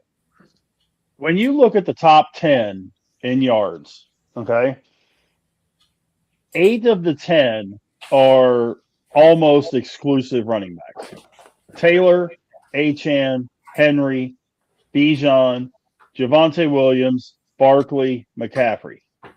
The only two that aren't are Jahmyr Gibbs and Kyron Williams. And Kyron Williams has really only been splitting the load for the last few weeks. Right. I'd say the last, 5-6 weeks with Blake Corum. So, I mean, you're 100% right that with the exception of Jahmyr Gibbs, those guys that are the solo running backs are going to be the ones that are at the top of that sheet. And the only reason Jahmyr Gibbs is in that conversation is because of the touchdown record for being, that he tied Barry Sanders for being the youngest for most touchdowns by a running back by age 24. If not for that, he's not even in the conversation this year. Yeah. But, if you look at the highest yard average per carry, you know who has the highest average yards per carry amongst qualifying guys? What? Is Achane. Achane's 5.8 yards a pop. And he's got a half-yard lead over second place, which is Gibbs. So that kind of says something too. And that's like if you go to the receiving corps, it's so hard to just pick a receiver. Because so many of these good teams now have 2 or 3, 1 week. Think about it, for the Bears, 1 week DJ Moore gets 1 target and Rome Odunze gets all the balls. The next week, Rome gets 1 target and it's Luther Burden, the third, who gets the balls. You got even like with Puka. Puka got his production cut. Why? Because Devontae gets the touchdown grab. It also has to do with the fact, Kendall, like I said, some of the tight ends now are becoming the new receivers, the way these tight ends play. Yeah, Brock Powers, right? Exactly. You're right. Colson Loveland is taking some balls away. I mean, the offensive skill players, it's harder to pick who's the best running back or receiver. I think tight end is still a position group that you can maybe – most teams don't have like the Bears have, where you have a Colson Loveland and a Cole Kmet. You have a really good tight end, and then you have some big drop off. So tight end overall is Buffalo and Knox and Kincaid. What now? Yeah. Or the Bills, you have Knox and Kincaid and Jackson. Well, yeah, but Knox, for most people, Knox had fallen off the train, like where people were saying he wasn't even relevant, which I disagreed with. But you're right, Jamie. I mean, the Bills are another team that are like the Bears, but they're the exception to the rule in the league. They're like the 5% of the league that has that. The other 95% doesn't. But when you come to running backs and receivers now, there's so much of by committee with big name guys. I mean, look at the Eagles. Who is it going to be this week? That's why Brown was wanting to trade, because it can't be Brown every week. Look at Tampa. When they're healthy, they're receiving core. 1 week it's going to be Mpuka, another weekend it's going to be. It's really hard with some of these position groups, the way that the game is now played by having multiple big names that could be the guy on any given week. So, 1 week you may get 10 receptions and put up 242 yards and 3 touchdowns. The next week you get 2 targets. Hey, guys, you have by the way, we all play fantasy football, right? Mm-hmm. Yeah. I stopped this year, but I'm going to again next year. Any surviving Week 17 teams? Yeah. Yeah. Well, I've got a team left in the DK Million Maker, and I've got a chance to win $2 million this week. Yeah, I don't do any of the mine's just a huddle sports league. But yeah. And by the way, in my Yahoo league, the 1 and 2 seeds both lost. Hey, the team that we drafted that one night, how'd that team do? I don't know. For the one draft show, I can't. And by the way, I don't know if you saw it on Twitter, but my quarterbacks on that team, Lamal and some guy you may have heard of on my team. Yeah, Sunshine. Okay. So, Well, actually, Dylan, I got a bigger question. How many teams did you draft this year? I drafted 115 million maker, that probably close to 200. Okay, you drafted 200 teams. Are you plus or minus money wise with that? I have no idea. It depends on this week. Well, without this one team, with all the other teams besides your one that's in it for the big prize, how'd you do on the aggregate across the board of the 200? Better than last year. I think last year I had like 18 or 19 of my 150 in the make week 15. This year was 31, so it was better than last year. So did you break even or go ahead this year? I think it might be a loss, but again, this first year I've had a week 17 sweat, so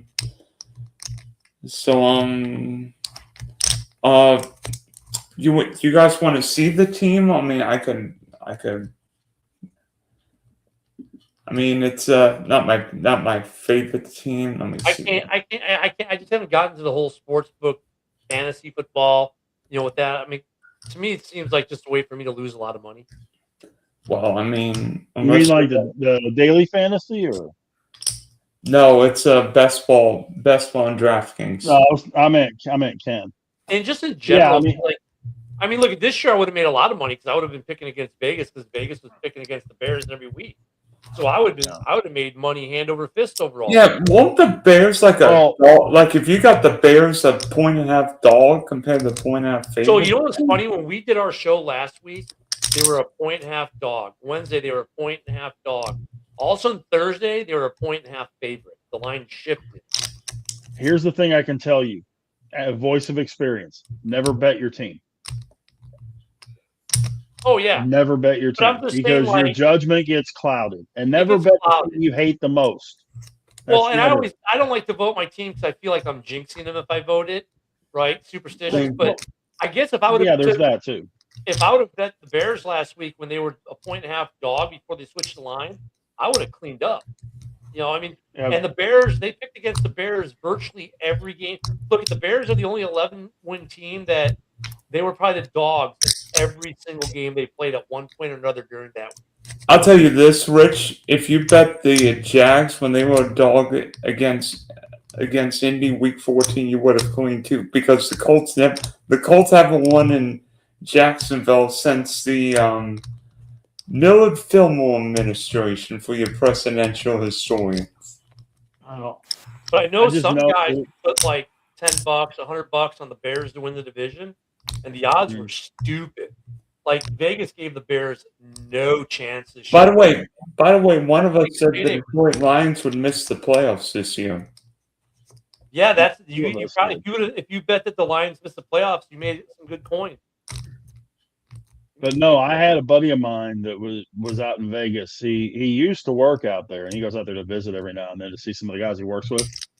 Before the season started, I made 3 $20 bets with him. I didn't make them out there. One was my heart, Steelers to win the Super Bowl, which I figured was a fair shot.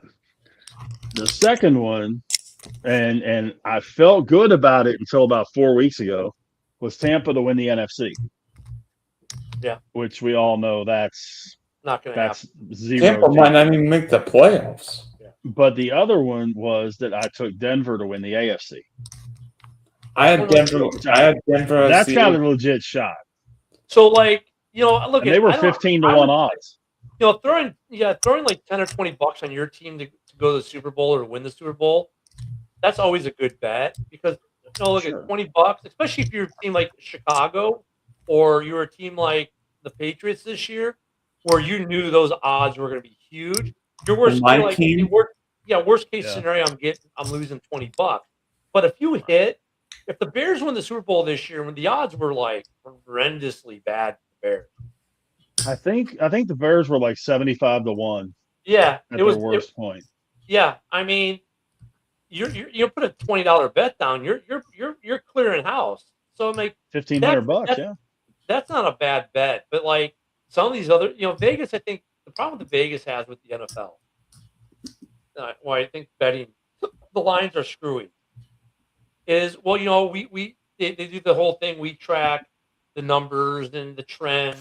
Okay, cool, but just because a team was bad last year doesn't mean the team's going to be good this year, because you get turnover in personnel, turnover in coaching, you get a draft, and the draft's always a 50-50 proposition to begin with. And then even within the season, like with this Bears-Packers game, they did not account for Micah Parsons being gone at first.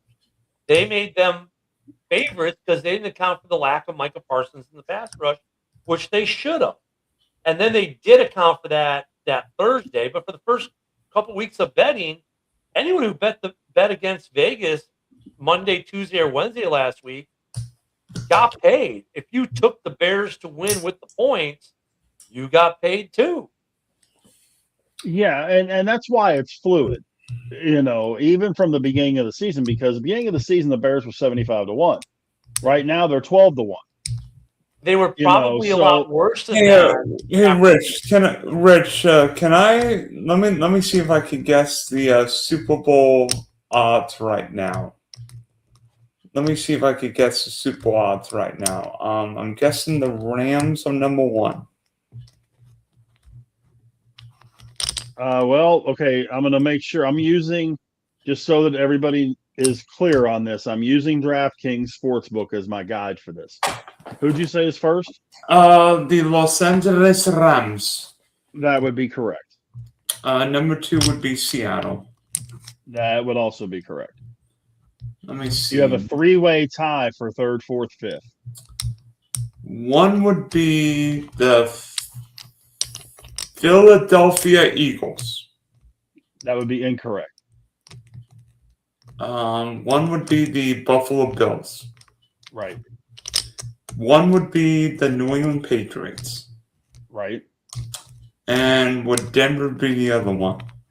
Denver would be they're all 9-1. Seattle's 5.5-1. Rams are 4-1. Let me see if I could get, and then Philadelphia next, right? Right. They're 10-1.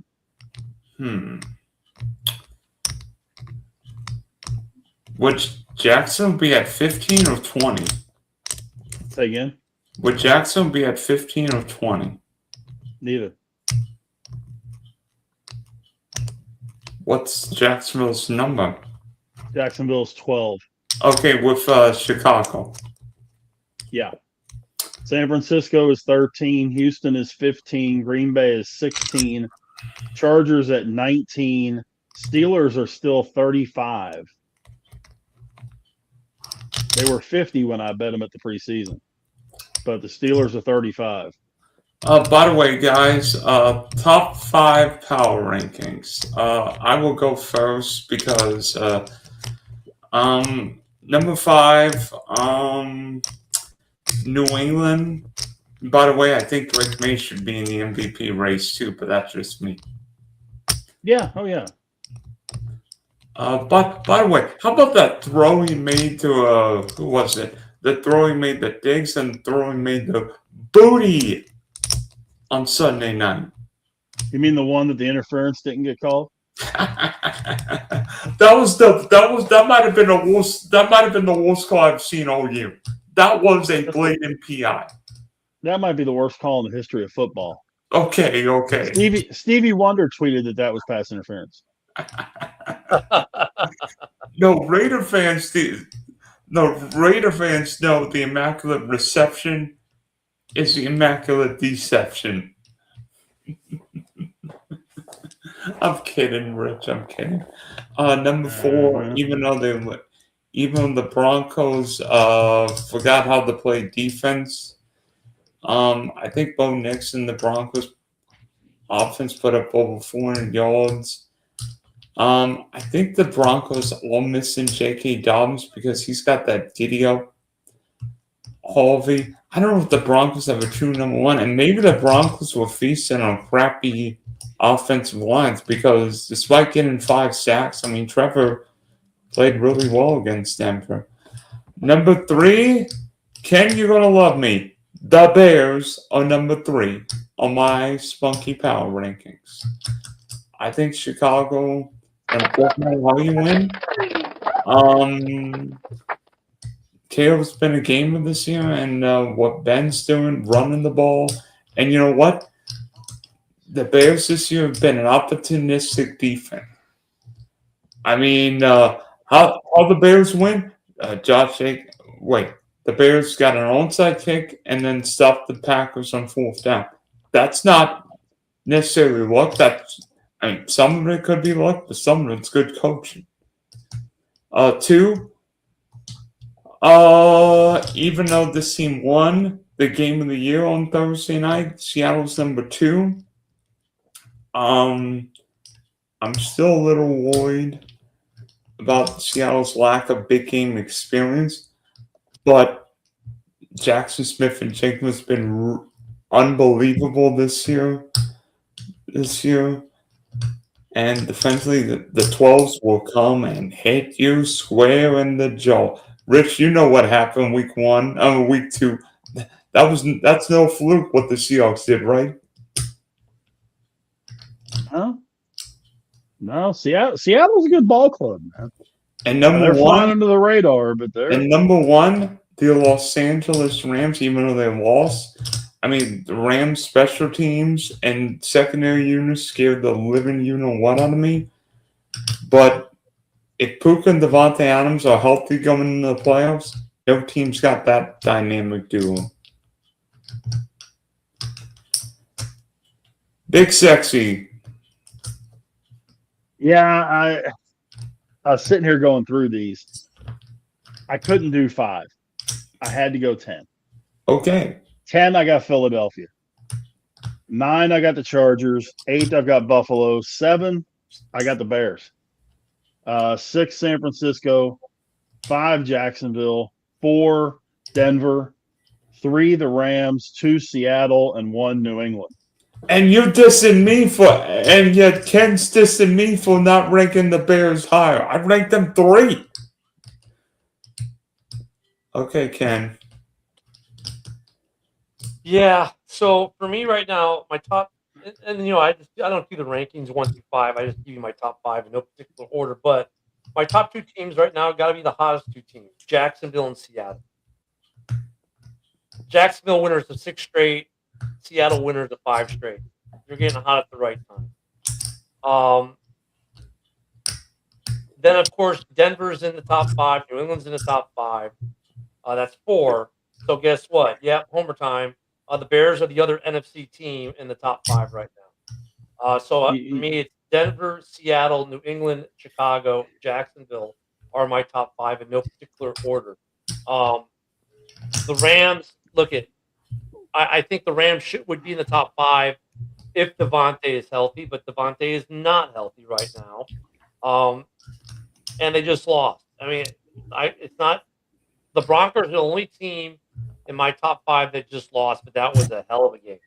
I can't go, well, if so and so is back,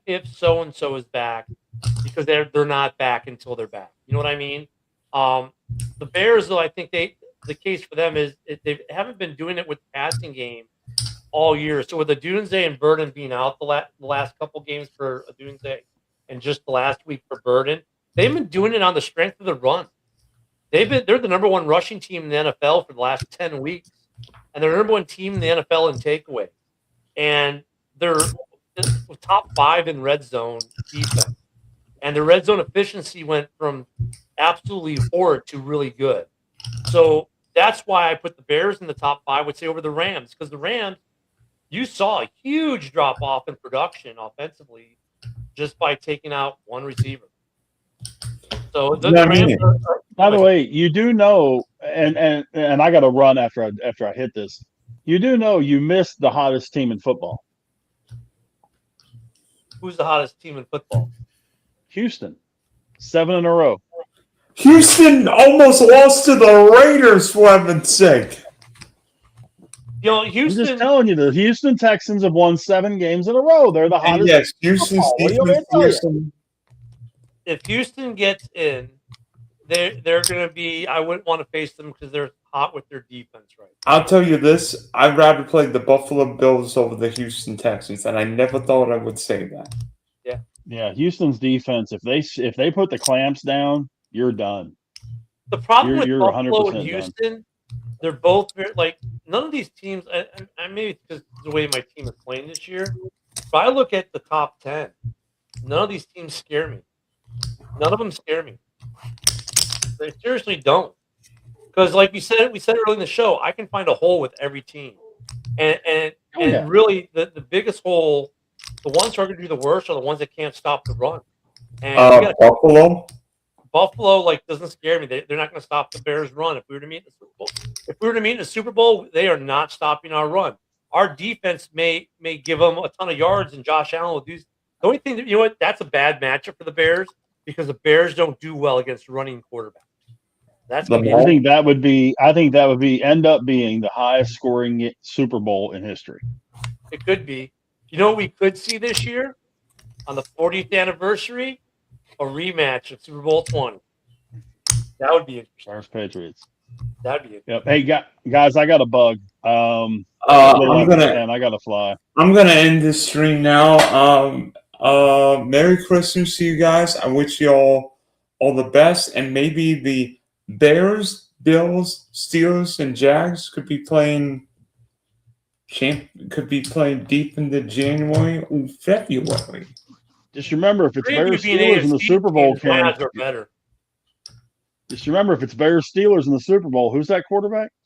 Oh, here we go. Starts early. Exactly. Starts early. Here we go. Hey, all I gotta say is this.